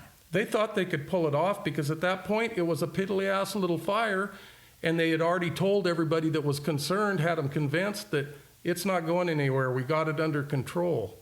I kind of feel like I'm more comfortable believing a level of ignorance before I am nefarious doings by the Forest Service. I don't believe the Forest. This is where I'll just. Knowing Dean Gould the way he is, and how up his own ass he is about covering his own ass to DC, to a point where he's paralysis through analysis on everything from, well, look at the Music Project. I mean, the Music Project was a huge multi-million-dollar fuels reduction program that had already been funded, already been paid for. Dean Gould got the money for it 2 years before the Creek Fire, that was designed specifically for a massive fuels reduction project in Big Creek Canyon and all the way around the Music Mountain, that would have dramatically helped the spread of the Creek Fire. That first run went right through where it was. And why? And so then you might ask, and listeners might ask, well, why? How come he didn't do the Music Project? Because he was getting bullied by environmentalists to keep holding. The environmentalists didn't want crews in there doing fuels reduction and timber sale and clearing all that out of there. In fact, that's the last thing they want, because they're destructive people. They don't understand how the forest works. Yeah. And so, Dean Gould, he's so worried about public opinion and placating the environmental group so he doesn't get sued again, that he didn't execute the Music Project, which ended up, to me, and I've said this to you before, Jeff. After sitting here with you today, I still have some, I don't want to say problems, but I still have some reservations about some of your theory. And it might be because I'm just naive. It might just be because I am, and part of the problem is I'm friends with some of these people. So I just don't want to think the worst of them. I was friends with some of them. Yeah, okay. So you understand where I'm coming from. And I've always said, if you were going to go after someone, if anybody was going to go after anybody, you ought to go after Dean Gould and the Forest Service for fucking up that Music Project. That is a direct, negligent, in my opinion. It is. Act that led to the Creek Fire being far worse than it needed to be. Yeah. That all could have been cleaned up out there, and he he had his dick in his hand for too long on that thing, fucking with these environmentalists and trying to keep them happy so they don't sue him again. And then here we are. And then literally the music project, if I remember, Ramiro told me it was supposed to start like 2 weeks. Once it started cooling off in 2020, once that got safe down there and not so hot, they were supposed to start that project. Why don't you go after that shit? I have gone in that direction. That sale was put up, it was a service sale, which means they pay you to do it. You're not getting product that you get compensated by. Yeah. They pay you to do, and the timber that you take off will be added to that when you sell it. They bid that on July 17th, and nobody bid on it because there was no way for anybody to be comfortable that they'd make any money on it. Yeah. So the mill, Terabella Mill, Yeah. the day that the fire started, we're in talks with the Forest Service negotiating on how to do some of the units that were very accessible, close to Camp Sierra. Right. Just for the timber that they would get off of them. It was going to shrink that project down to like 1/10 of what it was going to be, but they were going to get something done right close. They were negotiating to a point where they would have an agreement that said, okay, you can start in a couple of weeks on removing timber. That was the very day the fire started. They were in meetings on that. Wow. So I've gone there. I get it. I mean, it sucks because, you know, we're 5 years past this thing now, and so many people have moved on. I'm sure people still have PTSD from it. But there's always that guy on these types of things, and there's always that one person who's a warrior about finding the truth, and you're that person. Whether you're barking up the right tree or the wrong tree, I will say this: you have there, you know, journalistically, it's tough because you know, maybe one day you and I will do a documentary when you get The truth? to the end of the road. Yeah, maybe that's what happens. Or maybe like sometimes there are these Netflix, you know, podcasts that they sit around in a room like you and I are doing, and we talk about it, and someone hears it, and then somebody goes, well, you know, I got that one little piece of information that'll unlock this whole thing. It's the one Jenga piece that brings the whole motherfucker down, right? And so maybe that's what's going to happen. As we wind this thing up, because we do need to, what is next for you that you can share? And when does this journey end? When do you get peace from this? When you have the truth? Tell me first what's next. I'll be walking into the Sacramento FBI office at the end of this week and give them all of the information I have and try to talk them into doing an investigation on this. Yeah, you got to see if there's enough there for them to bite on it. Yes. Okay, so you've exhausted all your channels with the local law enforcement. You're done with them. Those were exhausted years ago. 5 years ago. Yeah, and so that's it. And so if the FBI says, "Yeah, man, a lot of this is hearsay, unsubstantiated comments. So and so doesn't want to put their name on the record," blah blah blah blah blah. What then? I spent last winter writing a book. Yeah. And I have all of what we've talked about here, except for a couple of new findings that'll be incorporated into it. Yeah.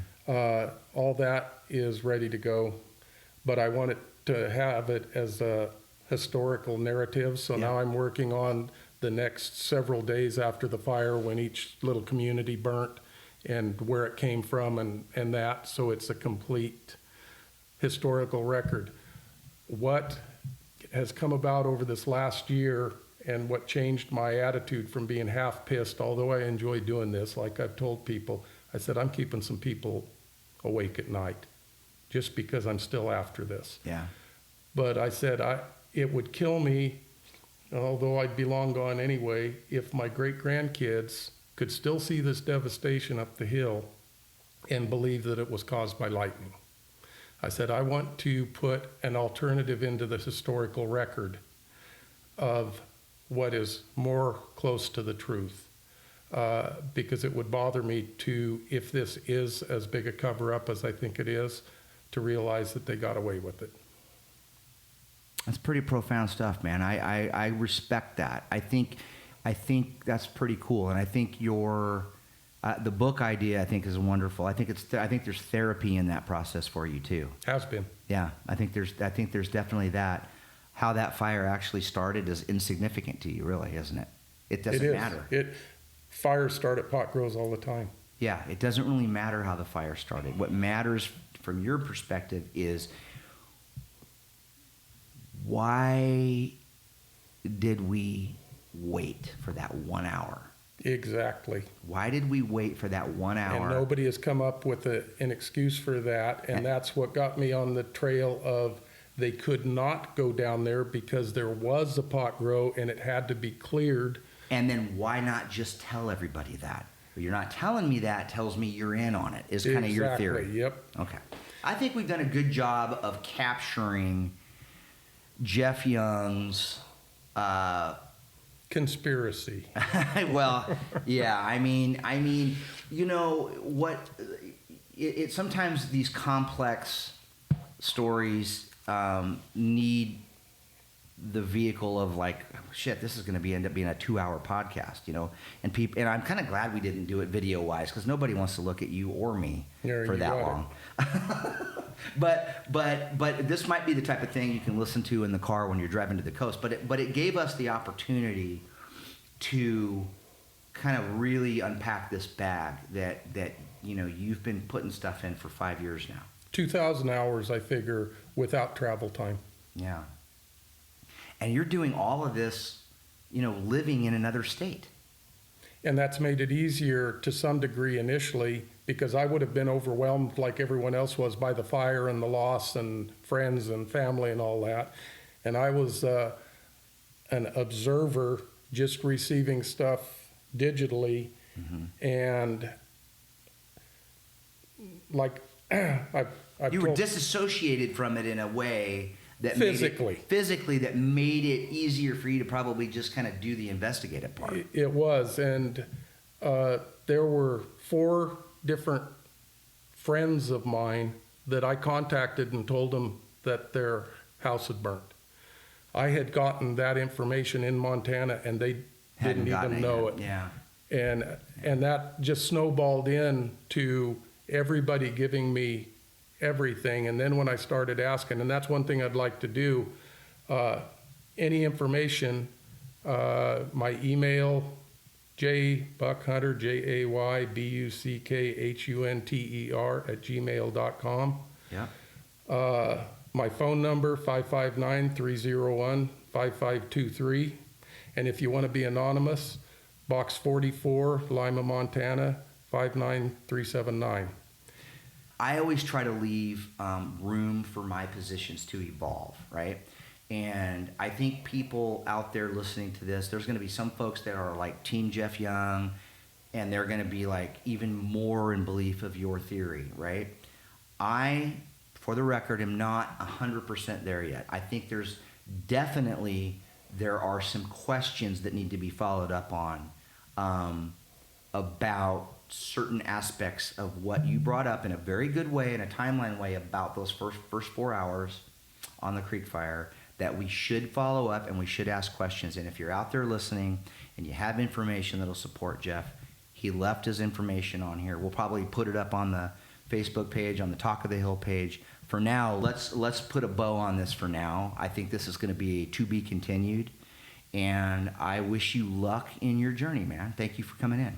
Well, thank you for having me. All right, guys. Jeff Aiello, Talk of the Hill with Jeff Young. That's it for now. That's a big one. A lot to listen to, lots to digest, and we'll talk about it, I'm sure, in the comment section on Talk of the Hill.